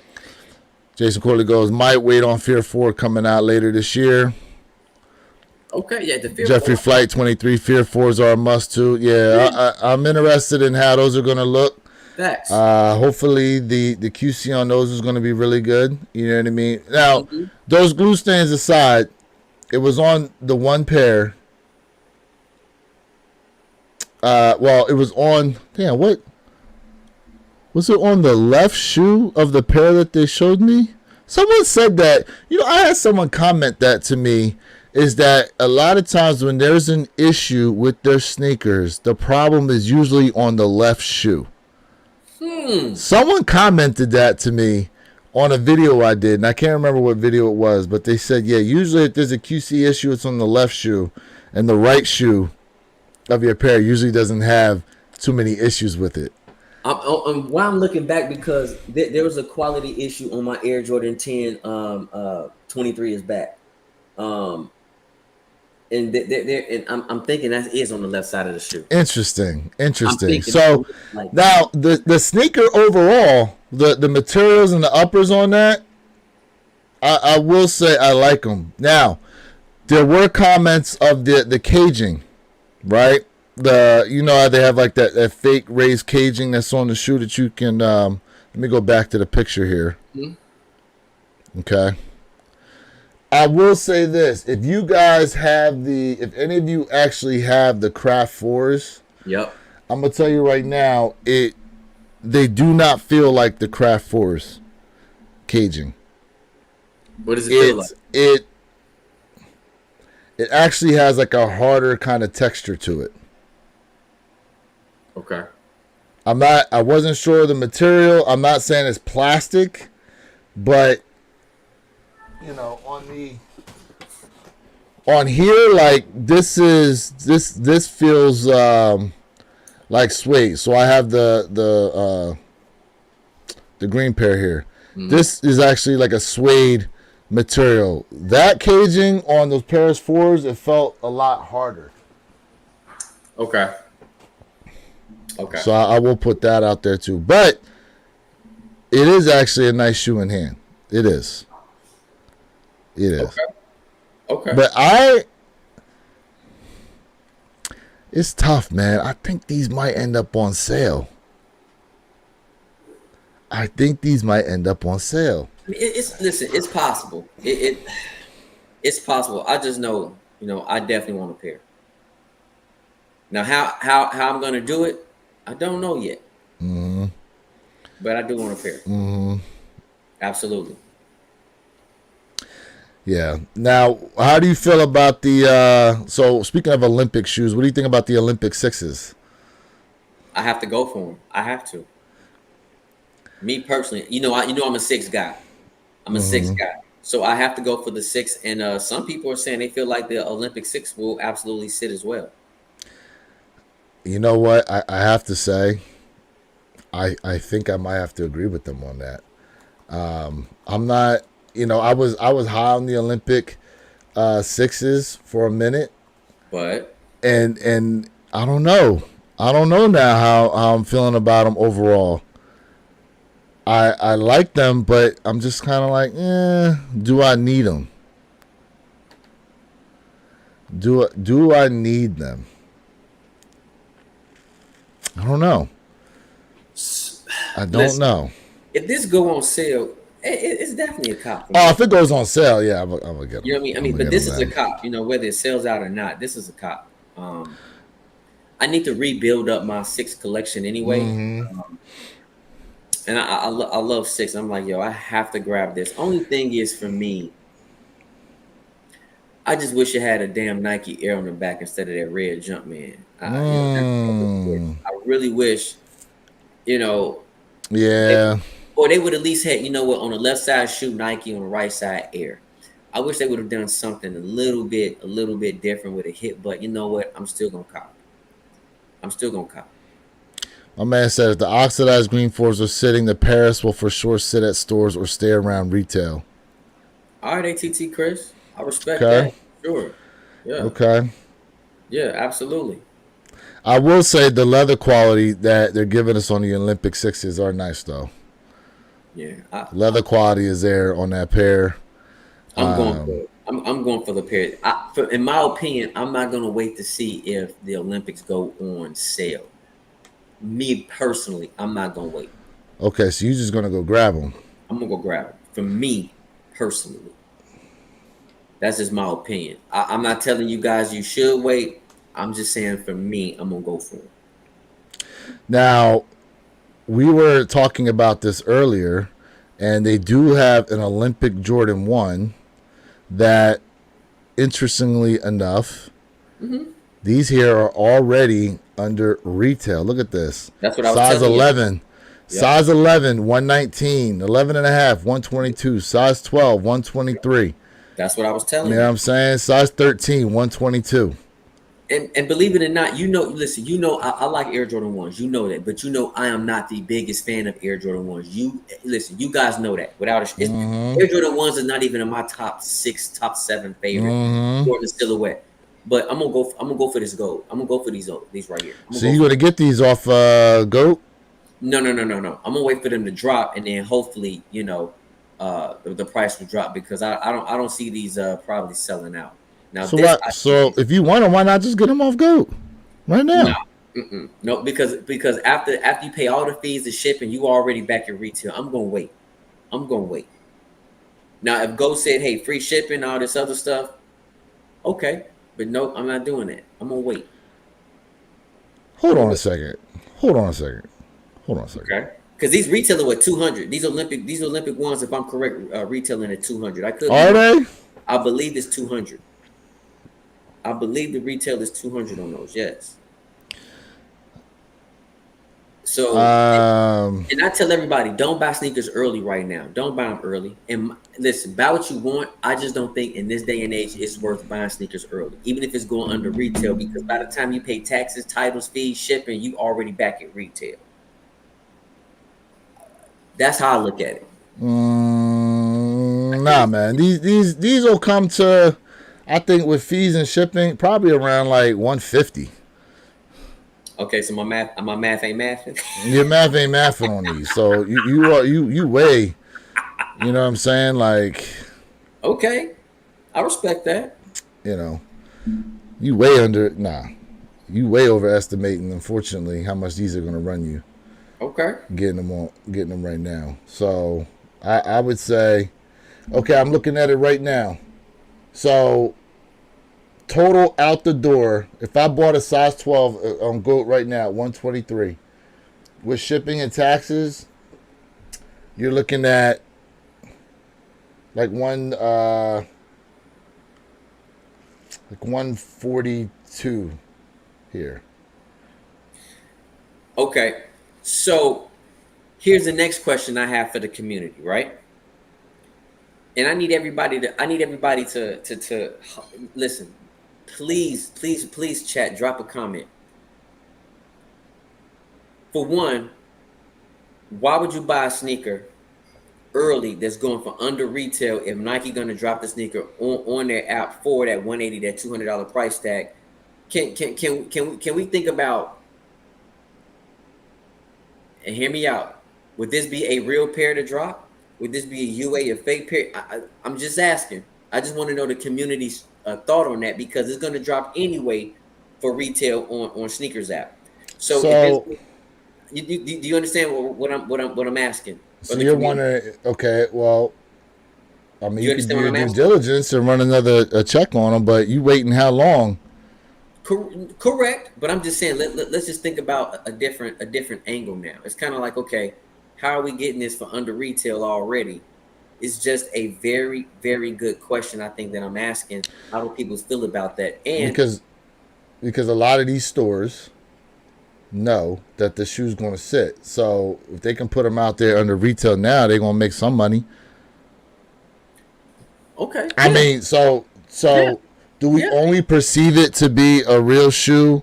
For example, they was dropping Travis Scott reverse the canaries on these joints early, right? Yes.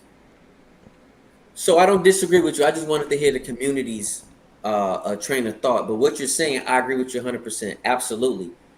And to caveat what you said, because we know what's going on. Technically, a lot of these sneaker companies or retail shops are not supposed to drop a sneaker early.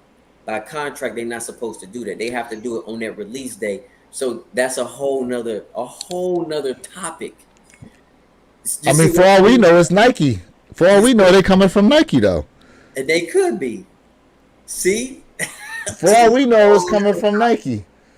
You know? But, hey, to get a shoe early under... Listen, if you really want a shoe, why...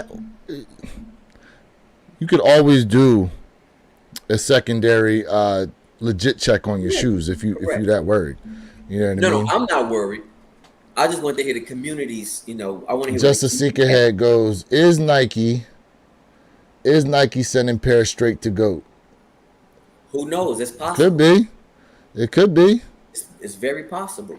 Or it could be a retail. Because what was it? If Foot Locker owns Flight Club, right? No. Not Flight Club. What's the... GOAT owns Flight Club. Who? GOAT owns Flight Club. No, but there's a retailer that owns a secondary market site. We need to do some research on that one. That one I don't know. There's a retailer that I want to say they own Go Flight Club. Oh, so what you're saying is Foot Locker now owns GOAT. Here we go. Thank you. Foot Locker now owns GOAT. Okay. So that means if Foot Locker owns GOAT, they own Flight Club. Correct. Which means they could already be taking these pairs and sending them there to sell early as it is. That's what I'm saying. It's Secrets goes between Nike pumping ones dunks to drop them below retail on releases and then messing up these re-releases, not making the colors or materials the same like on the Citrus 7s or Midnight Navy 6s. Yeah. I will say the color changes on some of the shoes, yeah. Yeah. Let's see here. My man goes, I'm not buying early, period. Okay. So, and Jeffrey, bro, I agree with you. That's why I tell everybody, in my opinion, don't buy nothing early. Just wait. So I agree with you 100%. But buy what you like. But in my opinion, don't buy nothing early. Soulfly is known for releasing pairs weeks, months before release. Just have to pay that backdoor fee. Oh, yep. See, now you're getting into something else, bro. Yeah. You're getting into something else that we haven't talked about in a minute. Yep. You know what I mean? So, Ken Norton tapping in here. These days, it's so hard to know what shoe is real and not real. At least if you get it from Nike, JD Sports Finish Line, or anything like that, you know it's 100% real. Listen, I heard stories, though, back in the day, okay? of employees that would swap out fake shoes for real in the stores. Have you heard about that, Jay? Do you remember those? No, I remember that a couple years ago. So, hey, it happens out there. Mm-hmm. What you got on that, Jay? Bro, listen, it did happen. It used to happen. And it's just crazy out here. The game is crazy. Like, and I want to go away from sneakers real quick. Like, if you guys are into Funko Pops, do you know they sell fake Funko Pops? Just like that, I've never heard. They sell fake Funko Pops. So if you, there's so many different avenues of selling fakes, clothes. You just have to really know what you're doing. You really do, fam. Fake Funko Pops. Yes. How do you legit check a Funko Pop? Listen. I'm telling you right now. Okay, so I'll give an example, right? A Freddy Krueger Funko Pop is hard to find. You just can't walk into a store and just buy a Freddy Krueger Funko Pop. You go online. If you go to Walmart and type in Funko Pops, Freddy Funko Pops, you'll see different prices. You'll see the boxes don't look really the same. The coloring is off. I'm telling you, it's a market for everything. You got Funko Pops going for $1,500. So because that's not your market and you don't know, just like people don't know the market about sneakers, it's the same thing. Every culture has things going on that we don't know about. That's true. What we got here? Quick question. How are these people get all these early pairs month before the release? Are they reps? Well, as someone who's bought early pairs before, I could tell you I'm not exactly sure how they get them, but I've ran them through a few legit checking apps before, and they come back real. So they getting them out here somehow. That's a part of the game I don't know about yet. How they get the early pairs like that. I don't know if they have some type of account or something, you know what I mean? But there's people out here like Fineline 1721 who sells a lot of early pairs. I know that I've bought a few early pairs from the Chicago Emporium. Yep. They all came back legit. Yep. You know what I mean? So they get them somehow, and a lot of them are real. You know what I mean? So I don't know. If I want to find out more about that, I'll definitely let y'all know. Yep. We got a question for you, Jay. Jay, how are you saying just wait when you don't want to wait for the pairs that you want to cop to go on sale? So, bro, listen, I'm gonna tell you right now. That's why I say you gotta make your sound decision, your choice. Like, is it worth waiting for, or do you really need it right now? And for me, like I said, certain silhouettes that people say we know are gonna go on sale, but I'm like, you know what? I'm just gonna go ahead and grab it. I don't want to be patient on this particular pair. Be patient when need to be, but cop when not need to be. If you understand what I'm saying. So grab on release, slow down and say, wait, this is probably not really something I really want to just pay full price for. I'm gonna wait to see if it's gonna go on sale. But that's a definitely good question, Tyler, for sure, bro. Some stuff I do feel like is a wait. Other stuff, in my personal opinion, other stuff I'm like, you know what, I'm just gonna go ahead and cop. Mm-hmm. So yeah, obviously this is in reference to the metallic gold ones, which I mean, 140 out the door on GOAT. I get it, but for me, I'm not gonna this pair. I'm gonna wait. It's not like I have to have them, you know, on release. I'm gonna wait. I'm gonna see, because I feel like, guess what? I do think we can get those for under 140, 150. He goes, I hope my Funko Pop isn't fake. I'm trying to get one signed next month. From Miles K. Hey, Miles, listen, man. I don't know which Funko Pop you have. I'm curious, very curious. Fake rare Funkos, fake collectible cards, everything. Once prices are over $100 is worth it. Yeah, man, I'm telling you, if you ain't in the culture, you wouldn't know. Absolutely. What we got here? Stores get a certain number of shoes to raffle and then get over that amount sent to them, and then sell the extra pairs for market early. Okay, ATT Chris. Okay. Tyler goes, why the hell would I wait for release day to pay more for them? Tyler, you right, bro. I agree. It's just that the market is so funny. You just don't know if there's going to be an explosion or something. I mean, this market is so finicky. But I agree with you saying. Yes, I agree 100%. Absolutely. I know when the white cement Jordan 1s dropped, they were dropping on for 180, but they was already going for, I think it was like 120 on the secondary markets. When I put my video out there, I was like, hold up. Don't go to the stores and pay this price. Them things already going for 120 here. Yeah. On the secondary markets, like, yeah. So listen. So check it out, right? Just like the Air Jordan 1 High 85 metallics, whether it's the red metallics or the gold metallics, right? You can walk into an outlet and look what you're getting them for now. You know what I mean? So, like I said, the cheapest I saw them go so far, retailer wise, was 20% off. So you're talking 180. When I go do another outlet, we'll see what they're going for. I can't remember what I seen them for. It was in a video. I can't remember. Okay. But it's it's just curious. I mean, they weren't on the back wall with that extra 30% off, were they? Come on now. No, not yet. Okay. All right then. All right. That's all I'm saying. That's all I'm saying, man. I mean, listen, I seen Green Glow. Not Green Glow. The Team Red Jordan 1s were going for. I saw on the Nike outlet they were around like 140. But I got mine from Shoe Palace for 110. And remember, we talked about this. Sometimes outlets are not cheaper anymore. Sometimes they go gazy. We talked about that. Here we go. But you couldn't buy the metallic 85s for under retail before release day. That's true. That's true. That's true. What we got here? Miles Cage Jr. says, I got Mark Paul Gosselar, a.k.a. Zach Morris. Okay. The Zach Morris Funko Pop. Okay. Dope. They got the Kelly Kapowski joint out there too.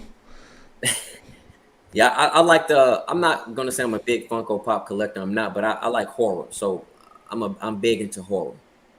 So I got some horror Funko Pops. Here we go. I seen the same people buy Paris 4s early in the shop app like 2 days ago. So they dropped on Oneness Boutique. And it was $225. Now, depending on where you live, right, you don't have to pay tax. It was $225 plus $15 shipping. Okay. Well, most websites are going to drop them around that anyhow if they charge shipping. But for me, it would have been $255 total out the door to get them like that. Now, Oneness Boutique, they're like a tier 0 store, but they're retail. You know. They're retail. Now, if you want to wait and get them from like JD Sport Finish Line, Foot Locker, or whatever, obviously you won't have to pay shipping on them. You know what I mean? Yep. Which we talked about it. You know. But yeah, if a website drops the shoe early, and it's around the price point you're okay with, and you can get them, why not? Just snatch them up. Yeah, it's all about your choice. You know what I mean? What we got here? Ken Norton goes, that's almost like the military Blue 4. They was going for a lot of money before release. Now they're sitting at retail or below retail. That's true. But that's because they kept restocking. You know what I'm saying? And I think he brings up a good point, because I think we're going to see the same happen with those black cement 3s. Because they said it's talking about hefty stock out there. Well, let's double up. Hefty stock. Let's double up. So, I think it'd be interesting to see, because they're talking about releasing them at $220 retail for those. It'll be interesting to see if they end up going below retail. Be interesting to see. But for those of you out there that are Black Cement 3 fans, if you can get yourself a pair in hand. So for me, I'm not waiting. Like, and again, that's what we talk about. What's important to you. I'm not waiting. I'm not waiting. See, I'm copping on release see, day. here we go. Black cement threes will not sit around no matter how many they drop. All right, well, people said that about the fours, military blue fours. Technically, okay. When we say sit around, I'm not saying that they're just going to be. Outlet ban. They're not. Well, military blue fours I did see in the outlets, so it's possible. You talking about military force? I'm talking about the Military fours they did see in the outlets. Black cement threes. See, we can't really say that anymore. Like, no matter how many they make, they won't sit around. I don't know. It's very possible. It's very possible that they'll restock and restock and restock, and they'll just slowly keep moving. You know what I mean? But I don't know. What we got here? That's very true. I couldn't even sell mine for retail. Ended up selling for $10 under at a sneaker event. He's talking about the military blue force. That's right. Here we go.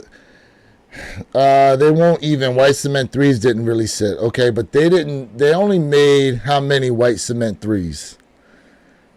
They're talking about a hefty number of black cement threes. So I'm thinking they're doing numbers like they did the fours. So that million pairs on the military blue fours is probably correct. With the amount of times they restock. The amount of times they restocked at Shoe Palace. The amount of times they restocked at Snipes. JD Sport Finish Line. I mean, shoot. We may see another restock pop up for all we know. But guess what? Can you be honest and say this? Go ahead. All 12 restocks, that military blue Jordan 4 sold out. It did. Okay. It did. So that says something. But who's really getting them now? Who's picking them up like that? True. Who's really picking them up? You know what I mean? Like, is it resellers picking them up and just hoarding pairs until eventually those prices start to go the other way, which at this point will probably take years, not months? And again, you know, if you are going to be a sneaker investor, you have to be ready for the long haul. Just like if you're going to invest in stock, anything, you have it's some of this. Sometimes it's a long haul game. All right, but whoever copping them, it says something. Jay, if black cement threes were cheaper on the secondary market before release day, would you cop early? You know what, Tyler? That's a good question. That's a good question. That's something where I'd be like, Shit, yes, for me. For me, that would make me think, and I'd be like, yo, should I do it? I should not. That's a hard one for me. It's easy for me to say, oh, absolutely yes, because I'm saying don't buy stuff early, but that's a tough one. That might be a yes for me. More than likely, that's probably a yes. But like I said, it depends. It really depends. All right, so then when we were talking about the ones, you don't see it as a necessity, even though it's under retail right now, to go ahead and cop. Yeah, it's not a necessity. I'll just wait till it drops and drops and drops and drops. It's not a necessity, and I feel like it'll go under that 140, 150 price tag. I personally do feel that way. Okay, so you're trying to get it at below that cost even. I see it going less than that. I do. Okay. What we got here? It says, seems like they had close to 2 million pairs of the military blue force. It damn near does seem like that. It damn near does, because a lot of people were calling cap with that amount of pairs, but the amount of times they restocked. Yep. You know what I mean? I would say yeah. That's probably correct. You know what I mean? Jason Corley goes, when they going to Jordan 6 Motorsport Blue with Nike Air on the back, they was an OG. Listen, we could very well see those in 2025, 2026, especially with Nike opening the vault, you know what I mean, to all these pairs coming out. Shoot. You know what I'm saying? Like, listen, when them Wu-Tangs drop, yeah. I'm going for the Woos. Oh, I'm going for them Wu-Tangs. Now, what'll be crazy is if they release those like they did the Jordan 17s. Tier 0 stores, no sneakers at release. Mayhem. I would love the search. You know, I wouldn't mind the hunt. I would not mind. Listen. I like hunting. I like going out hunting. You know that. I love going. I get it. But I'm gonna tell you right now, if they say Tier 0 stores, no sneakers at release. First off, I feel like they're gonna be a Tier 0 store release. I can't see them doing them as a general release to where they'll end up at like Foot Locker. At least that one Foot Locker store in LA, probably. But like mass Foot Lockers, Snipes and all those, I don't see them doing it that way. I could see Shoe Palace doing a drop because I talked about this earlier with the the sets that they like to build at Shoe Palace for some of the shoes that drop. Mm-hmm. You know what I mean? I could see Shoe Palace actually doing something for them if they make it to Shoe Palace. You know what I'm saying? But really, I could see Tier 0 stores and a sneakers app release. But if they do Tier 0 and no sneakers app, I love the hunt. That's going to be a crazy hunt, though. Listen, you know me. That's going to be a crazy hunt. I will get up and crank that motor up, and I'm gone. That would be a crazy hunt. Joe Campo tapping in. Good morning to you. Good morning, Joel. What's going on with you, bro? Good morning, Joe. Appreciate you tapping in. Yeah, man. It's what is it? It's about to be 8 a.m. over there on the West Coast, man. Good morning, Joel. Yes. Good morning to y'all. What we got? Just to seek ahead goes. Quick flips on the military blue 4s was the move. I copped 18 pairs of those and sold over retail. Ask Mr. Think. He knows I went crazy and sold all my pairs. I'm not mad at you. Yeah, man. See that's a volume pickup. So with the black cement 3s, it's going to be volume pickups if you're going to try to make any kind of money off of them. But so what's wild was we had the reimagined black cement 4s drop. And with the amount of pairs they put out there, people did think that was going to be an easy cop. And it really wasn't. It was an easy cop if you put in the footwork. Which we did. Because I know, between us 4, right, we did. I had a couple pairs. You had a couple pairs. Mr. Think had some. Perp had a few.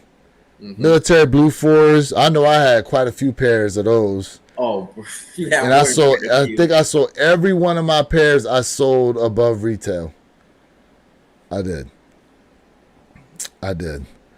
Yeah, my man Jeffrey Flight goes 18 pairs. Yeah. I mean, listen, that's footwork. You talking about the amount of restocks that happen on a bunch of these different sites. They did have exclusive access. They shock dropped them, like all this stuff, man. Oh, here we go. Jason Corley goes, folks still trying to get the bread reimagined. They are. Yeah, I tripled up on them. I got rid of one pair, and I still have 2 pairs left. Here's the thing. On some of these silhouettes, like a Jordan 1, yes, you can be patient, wait, and cop them below retail. But some of these other silhouettes, you never really know how it's going to go. True. So, if it's a pair you really want and you were checking for, just go get the damn shoe. Just go get it. Okay? Be happy you have it. Now, if it ends up going on sale later on, you know what? Whatever, because there's other shoes you've probably picked up for $50, $60 below retail. So, you know what? It all evens out eventually. Yeah, absolutely. You know what I mean? Yeah. But like myself as a big footer, Jay, you're a size 11. Mr. Think is a 12. Perp, what size Perp? 12?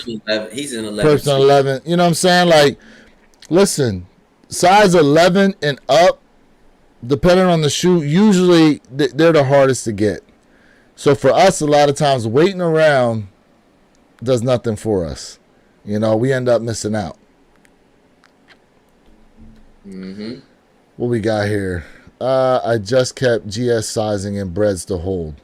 Okay. I'm not mad. Hopefully the QC looks good on those GS breads you got, bro. Because I seen some. Listen, I seen some of those, and I kept having to go. Yeah, let me see another pair. Yeah, let me see another pair. Because some of the QC, the glue stains that was coming through on some of those. So he goes, yeah, same thing as bread 4s. Got them and quick flip them all over retail. I mean, shoot, Brett Forrest, you could even held on to be honest with you, because if there are people out there really looking for him like that, especially we getting closer and closer to back to school. Next thing you know, Christmas time coming up. Yeah. Joe Campo, the 11 and a halves, and you know they make less of the 11 and a half. Half sizes they make less on, yeah. Half side is a much You know harder. what I mean?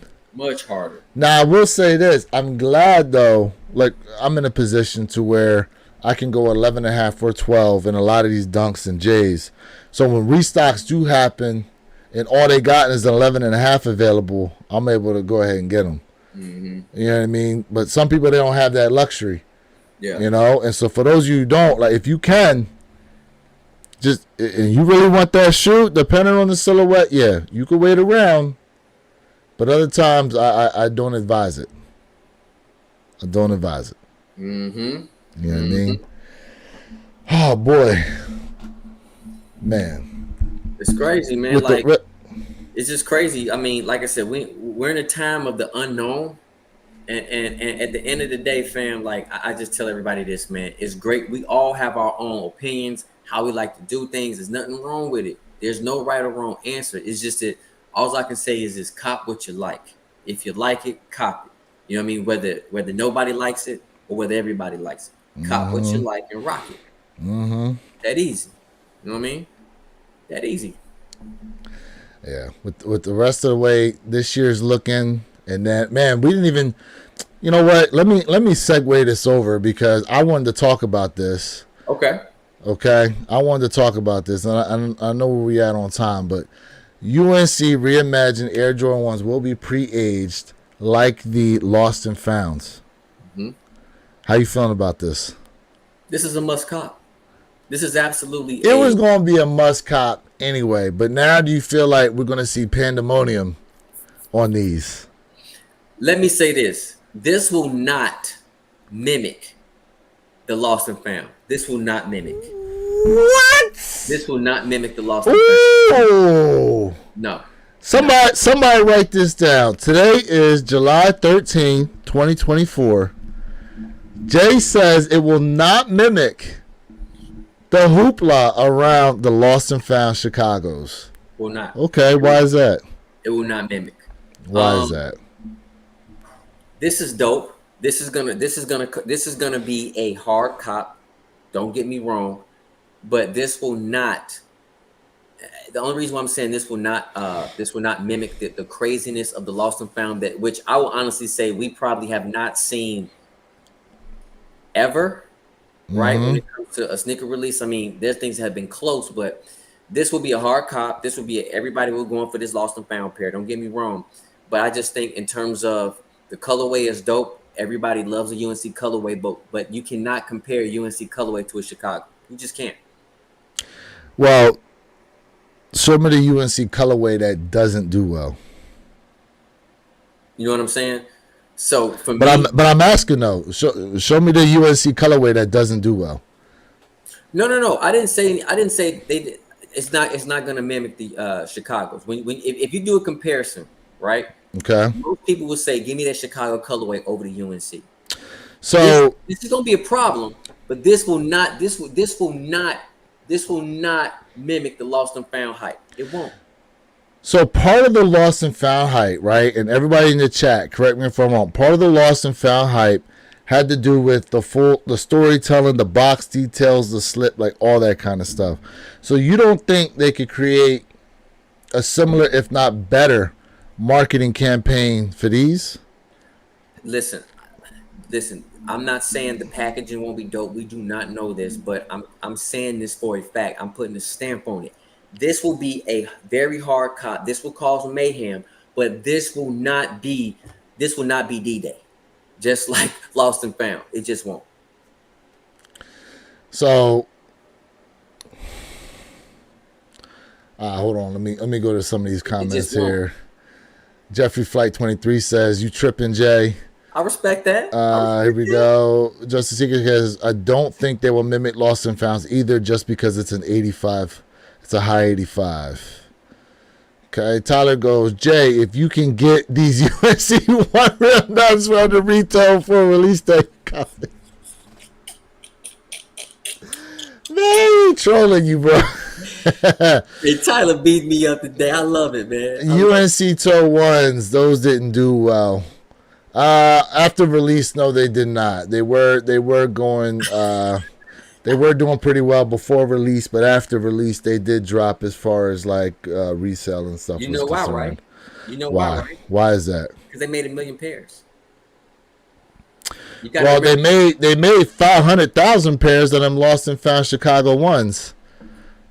Okay. And again, when you have that Chicago colorway, that is such a nostalgia colorway. I'm telling you right now, man, this is a must cop. It just this will not mimic the lost and found. So ATT Chris goes, it was that plus the fact that a lot of people thought they were getting the true 85 cut of the ones. Okay. I mean, on top of that, the mold didn't stop nobody either, right? Remember, some people was getting some moldy lost and found Jordan ones. Yeah, it was. And some people were contemplating, like, should I send these back? Get a shaver. Shoot. Jeffrey Flight 23 goes, under retail, you dreaming. Yeah, these won't go into retail. Jamie goes, respectfully, I think these will not sell out instantly due to Jordan 1 hype dying, which is great for those who want them. And to me, that's all that matters. That's interesting. Okay, I think Jamie. these will sit around. Okay. Oh, man. Oh, I mean, do we think the Black Toe Reimagines are going to sit around? Do we think those are going to sit around, though? Chad, let me know down there. Do we think Black Toe Reimagines will sit? Let me say this. Let me say this right now. All right. What you got here? A lot of people laughed at me when this particular silhouette dropped. I put this on my rating scale for that year. Was it 2020 when this particular silhouette dropped? 21, I can't remember the years. Yeah. I rated this number 5 on the list. All right. This was number 5. And For that year. For that year, for the sneaker of the year, this was in my top 5. This was not number 1. Listen, hey, just a sneakerhead. Listen, a lot of people say, "Hey, man, this is like the." But he's not talking about those. I know. Yeah, go ahead. But I'm just feeling like this right here, we will not probably see another crazy, super hyped up silhouette like that probably for the next another like 15, 16 years. This right here was so hyped, so crazy. The UNCs will not mimic this particular silhouette. It just won't. It won't. So you think a lot of that has to do with the whole COVID hype? Yeah, the COVID boost. Not only the COVID absolutely assists with that, but again, this colorway is like the covenant of Air Jordan 1. This is the holy grail for most people of an Air Jordan 1. Let's be honest. Okay. I don't see it. I don't see that. We got here Jeffrey Fright 23 goes, those guys crazy. They will not sit like non-OG ones. Okay. Tyler goes, Jay, you scared to wear those lost and founds? Why they still dead stock? Hey, bro, I ain't gonna lie. Hey, Tyler, I like waking up in the morning, bro, and I just put I sniff at least 1 or 2 shoes a day. It get me going. Hold on, you ain't got the smelling them no more. They're not in the box, bro. How you keeping Jordan 1 smelling and your shoes exposed? Or you got them in the box still? What do you mean? I close my joints up. I'm good. They still had that brand new smell. Still got that brand new smell. Shit. Dead stock pair. Yes, Okay. sir. Dead My stock. man said mine still DS like Jay. Y'all afraid to wear your shoes? Wear your kicks, people. Wear your kicks, okay? That's how you preserve them. You actually put them on feet. Sitting them there like they trophies. Hey, you just can't walk in any store right now. You remember, hey, listen, you remember my man that pulled out, 5 pairs of shoes and them things were crumbling like cake because he ain't never wear them. Yep. Don't be out here afraid. And listen, if you guys are that afraid, get yourself some Reshoevn-Ator water and stain repellent.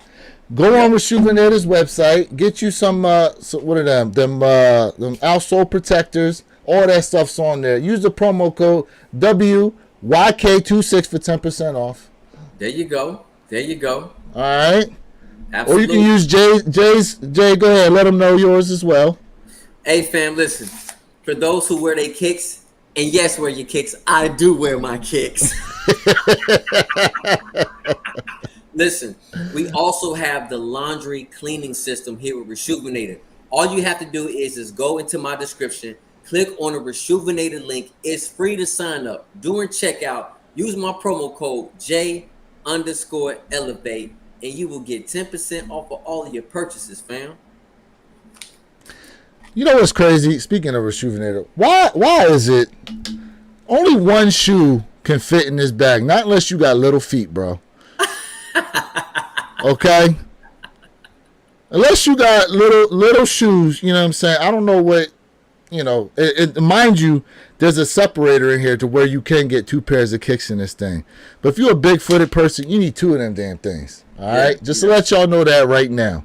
Shout out to everybody who's rocking with us right now at the One Pair at a Time podcast channel, guys. We appreciate each and every one of y'all that's in the chat with us live right now. Jay, the other thing, too, is while Jordan 1 hype is dying, the amount of Jordan 1s they dropping next year, though, bro, you got these UNCs dropping now. You got the Swarovski. Did you see the Swarovski Jordan 1s that are dropping? Yep.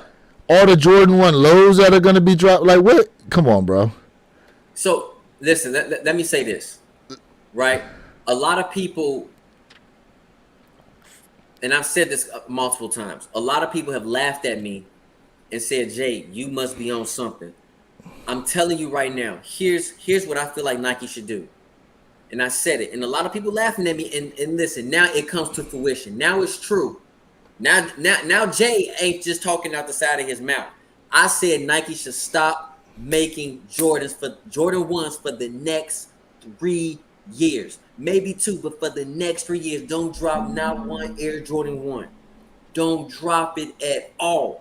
Because the ones are overkill, and everybody like, you crazy, ones are going crazy. Now look what's happening.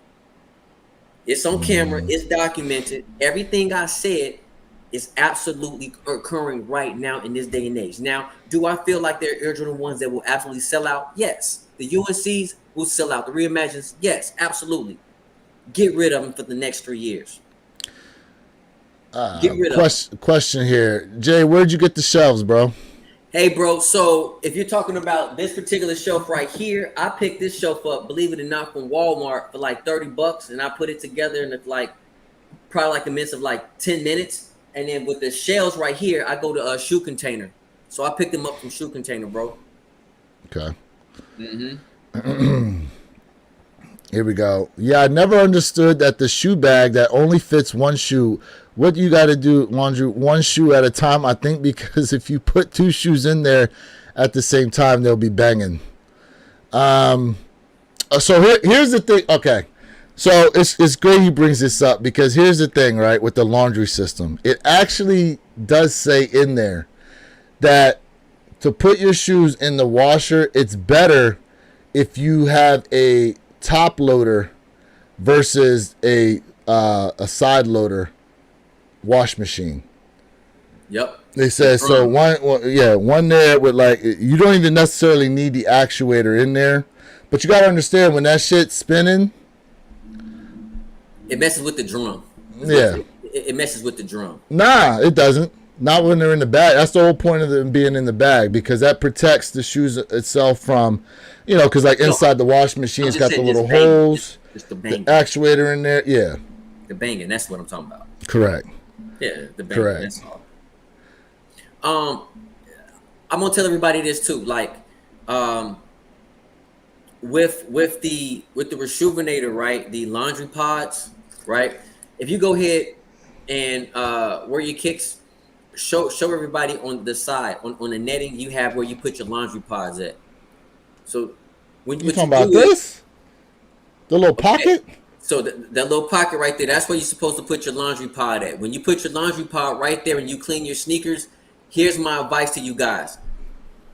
Me personally, I like to air dry my silhouettes, but if you don't want to air dry your silhouettes, this is what you need to do. So tighten up the string for me, where your kicks. that string that you see right there, open up your dryer if you want to put yours in the dryer. I'm not telling you to. I personally like to air dry mine, but if you put yours in the dryer, what you're gonna do is when you open up your dryer, you're gonna hang it on the top of the door. You're gonna close the door where your shoe is hanging from the top of your dryer, and let the dryer go, opposed to let your shoe just bang in the dryer. That's another drying hack for your sneakers if you decide to do that. Yeah, I ain't never seen that. That's Jay's drying hack, because No, I know on the site it says don't put shoes in the dryer. No. I said that's why I said I don't do it, but there are people who do it. But I'm telling you, if that's what you decide to do, shit, don't do it. These things won't air dry. But if that's what you decide to do, that is a hack. Because some people say, hey, let me just put it on air mode and do it that way. If you decide to do it, do not put it fully inside. Let it hang from the door. But my personal opinion, do not put your sneakers in a dryer. And bro, this little pocket here, I believe it's for the laces. And you can just drop the pod in there. And put your pods in there. Put your pod in there as well. I'm telling you, it works. I'm gonna have to go and see that. It works for one. I did a video on Is that what the site says though? I'm telling you, go ahead. Check it out. I'm gonna check the site. See I did the video. I did a cleaning video and everything. That's your video. What does Rashuvan there to say? Because you don't listen. What you do in there is completely different. Don't be out here promoting the stuff and you telling people to do certain things that the site ain't telling you to do. Go to the site. Put the shoelaces in that part right in there. I'm telling you, the site will tell you. Okay, if it says it in there. All right, let me see here. If it says it in here, let me go to the pods. All right, hold on. Let me screen share right now. Go ahead and we should put the pod in that little pocket. As a matter of fact, while you do that, I'm gonna tell you. All right, here we go.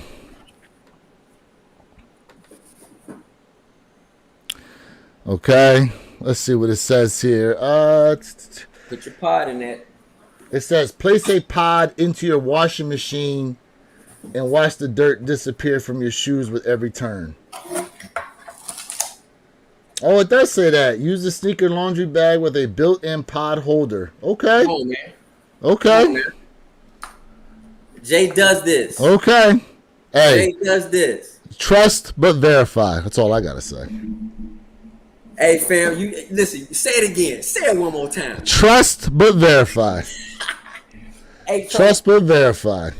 Here's the thing, too, fam. Like, you know, listen, I tell everybody, you could go ahead, put this on your table, right? And this is also on Wear Your Kicks channel too, as well. This is on his site as well. You go ahead, you put your sneakers on the cleaning mat right here, right, which absorb all that wetness, and then you go ahead, clean your sneakers with the bristle brush, medium, soft, and the hard, and then you just wipe your shoe off. And if you need to put it in a laundry system, we got all that for you. So I just want to show you all the products that we have. And yes, fact, that's why we say air dry is the best. Absolute 100%, famo. 100%. Yo, one thing I didn't realize that they had when I was really looking at the site was you can actually send your shoes into them and get them cleaned. Yes, you can. They have the yellowing service for the outsoles. They got suede cleaning. They got deep clean, like all that stuff. And for those of you who choose to use it, you can use the discount codes to get them cheaper too. Get those services cheaper. That's true. We got a lot of comments to get to here. Hold on. Here we go. I'm dying over here. Hold up. It says Nike is a Jordan 1 factory at the moment. Facts. They need to start putting some white or cell laces in every Jordan 1 that has a white tongue. I don't understand what they're doing. Yeah, go ahead. Take that, Jay. Let me tell fact. And listen, Purple Haze be roasting me like crazy for this. Everybody knows it's on the channel. I am a what? What Wear Your Kicks? What do I love? 4s. Okay, but I love white laces. I think white sneaker laces is absolutely the way to go, in my opinion. I appreciate that fact. I appreciate that. I love white laces. What we got here? Like they'll give you a sail base or a white base midsole and mid panel with no white laces, which look the best to me when you have a white tongue and a white panel. Fikes. What we got here? Bread One Reimagined will sit because of the Wings logo not being on it. Ooh. Oh, Jay. Even with the special packaging and all that. You know, Even with the special packaging and all that. Ooh. Jay, you feel that way? Jason, you feel that way, bro? Man, there's some people out there that do feel that way. Even I'm questioning whether or not it's going to happen. Even I'm questioning that.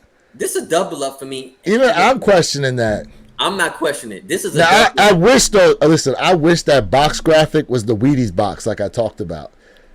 I wish they did, but they probably wouldn't have been able to do that because of copyright rights and all that other type of crap. Bro, I don't see how because listen, I agree with you, but I don't see how because Jordan was already on the Wheaties box, bro. So we can. But Wheaties is his own brand, so for Nike to take that print and put it on the box, they would have had to buy the rights to it.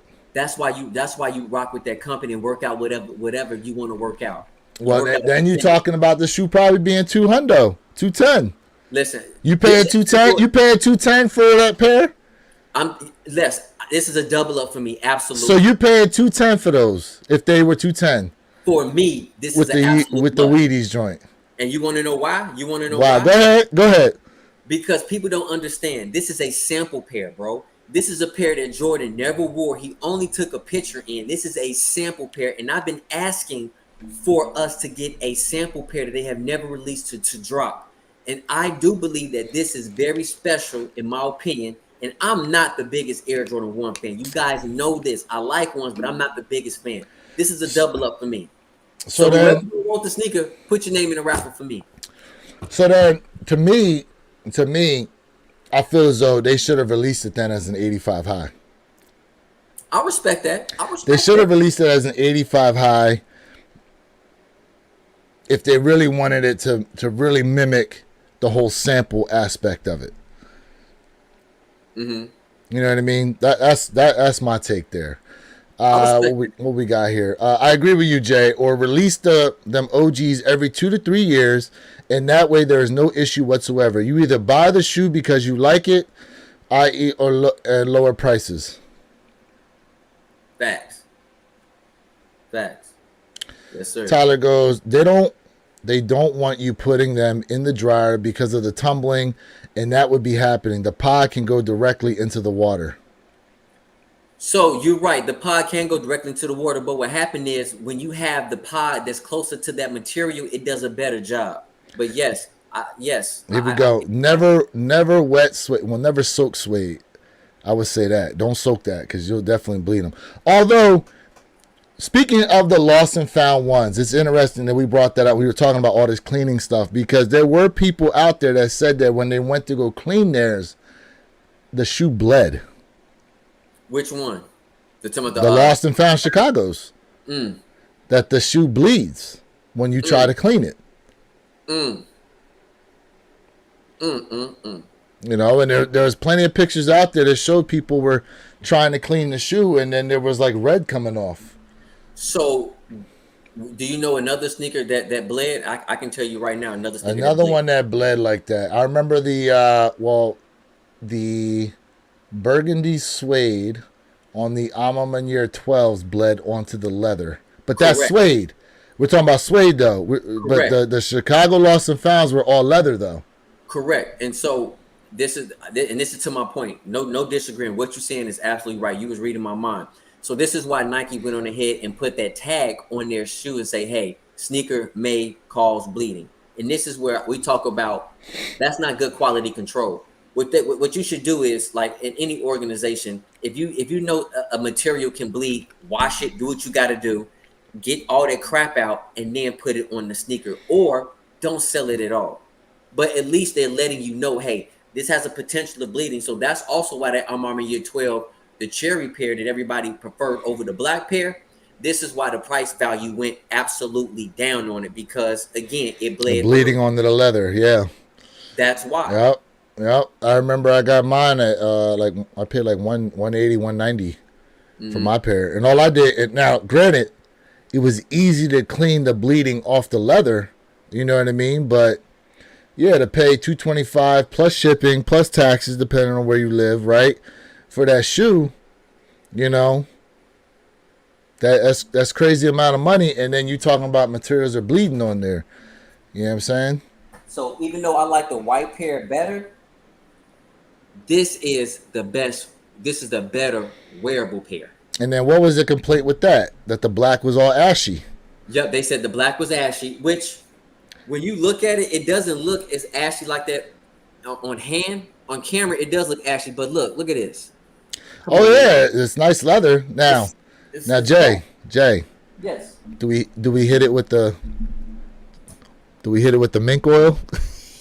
Bro, not only are we gonna hit it with the mink oil,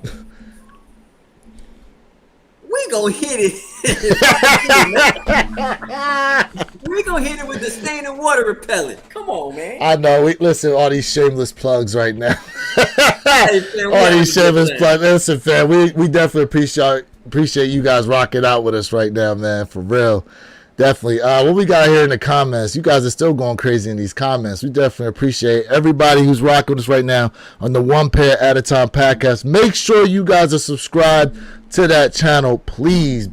Here we go. I'm waiting on FedEx right now. Bought myself the JPEG Chicago's as a birthday present to myself.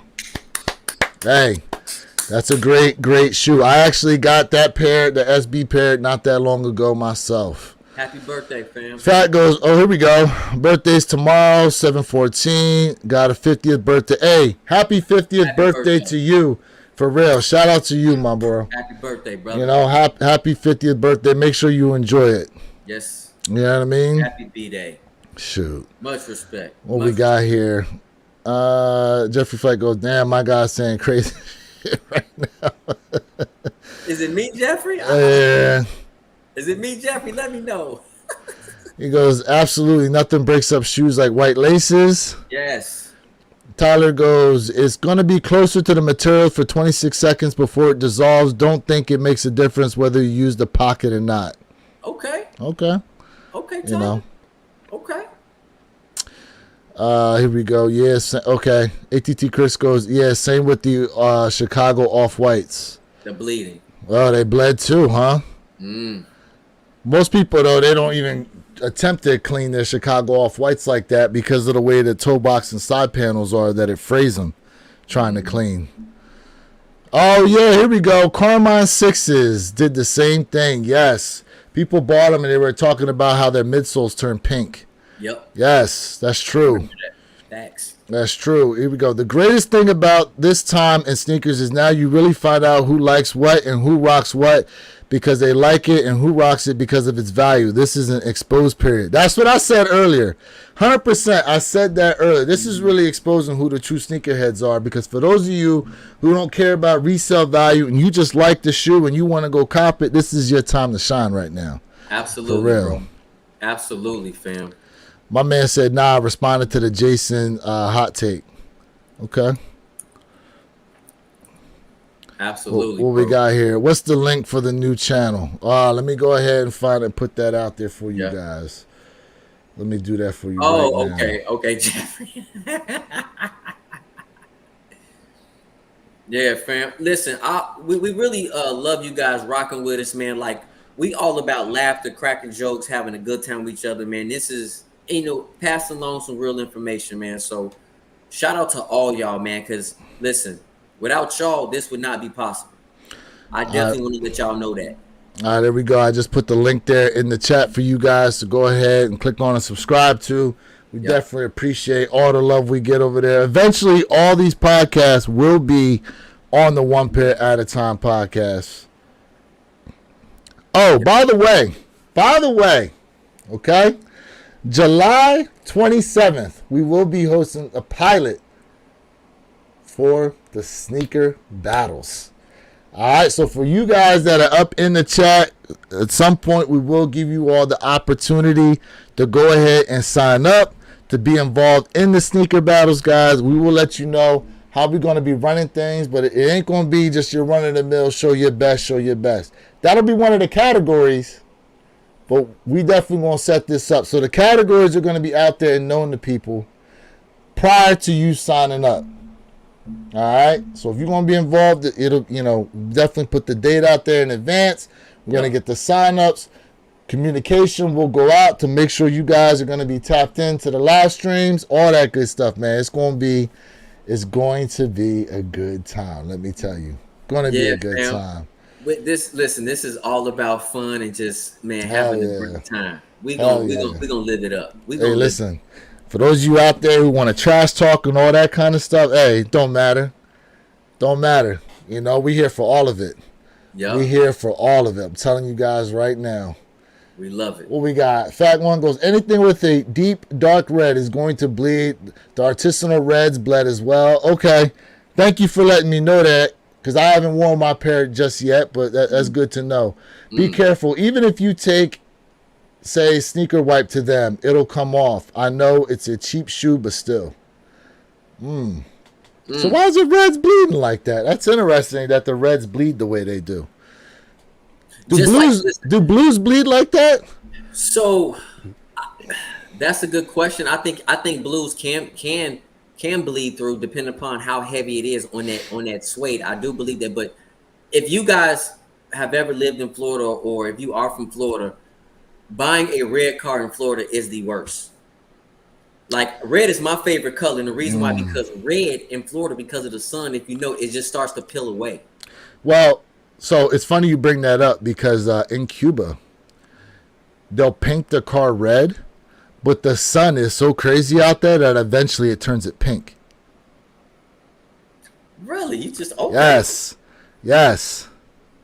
Eventually it will turn it pink. But I don't think part of that though is they don't have access to the wax, or maybe they wax it after the fact or something. I forget how it was, but I remember watching this documentary on Cuba and stuff like that, and they were talking about the cab drivers, and they said that they'll paint the cars red, but the sun will eventually turn it pink. Okay. You know, I'm a big car guy, man. Like, yeah, I'm thinking about I might be starting me a car channel as well, man. Okay. Yeah, I've been thinking about it. Just a sneakerhead goes, oh, word, sneaker battle. I'm in. ATT Chris goes, we get the sneaker battle. Yes, sir. Yes, sir. Yes. Jason tapping in says, subscribe. Always a good time. Positive energy. Hey, we appreciate you for real. Appreciate you. We appreciate you. He said, who's judging the sneaker battle? Well, it's going to be on a vote system, but we'll get into that. Like I said, we'll get into that, when the time comes. We will. Trust me. We'll tell y'all. Trust me. Yeah, it ain't going to be just it's left onto one individual's bias or unbiased or anything like that. Yep. All right. What we got here? I have a red car. The sun is horrible to them. See? Yep. Absolutely. What do you say? Oxidation to the clear coat, I think. Yeah, that's true. It does. That's true. It does. Fat goes, thank you, bros. Hey, thank you guys. Thank you guys for tapping in. So we got a question here on when the sneaker battle is going to be. So again, we're going to do a pilot sneaker battle. So it's going to be amongst us hosts first, right? And basically that's just going to let you guys know how it's going to be ran. For the most part, we're going to have some fun that day. We're looking to do it July 27th. So make sure you guys are tapped in for that. Yep. But that's basically going to be the pilot. We're just going to do it amongst ourselves. And then we're going to let you guys know how it is you're going to get in on the action. Now, sometimes us as a host will be involved in the battles. Sometimes we won't be. You know what I mean? Yep. But either way, I'm telling you now, we trying to do something different out here when it comes to these battles. Yep. For real. We trying to do something different. Have a good time. And we'll get into, prizes and all that type of stuff on how we do things again. But as the channel grows, the more it is we can bring to you guys for real. The more we can bring to you guys. Here we go. I got a question here. I see you're an Eagles fan. Have you seen Invincible? Yes, I have. I have seen that movie Invincible. I have it on DVD. I've watched it a couple times for real. Let me tell you, I wish I had that opportunity to try to walk onto the Eagles, man. Let me tell you, I would have been out there. Now, here's the thing what's funny, though, is if you've seen the movie, They show it in the movie as people from like all walks of life went there. I wish I could find like some of the old news clips as to when they were out there at Vet Stadium doing the tryouts and stuff like that, and seeing what kind of people actually showed up. You know what I mean? It'd be funny because what they show in the movie is like they show one dude standing in line with like, you know, smoking cigarettes and drinking beer, whatever. I'm like, ain't no way, bro. Ain't no way. Ain't no way that was for real. Yeah, I'm saying. Look, we got some love here. Fat goes, I love this podcast. Hey, man, we love y'all. We love you, and we love y'all for tapping in with us. Appreciate y'all. For real, Appreciate man. y'all. For real. For real. Shoot. Woo, Jay, look what time it is, man. Yeah. Woo. Yeah, we rocking today. Guys, we are definitely rocking today. Jay, what you got to close out, man? Fam, listen. You know, if you have not done so, definitely go ahead and subscribe to Where Your Kicks 26 channel. If you have not done so, hey, Little old J Elevate, you know, check out my channel, subscribe to it. Like I said, we have separate channels, but at the same time, we do things differently. I appreciate all y'all. You know, if you have not subscribed to the, you know, One Pair at a Time podcast channel, please do so, fam. We are absolutely here to have a crazy, fun, good time on a weekly basis. I appreciate y'all. You know them all.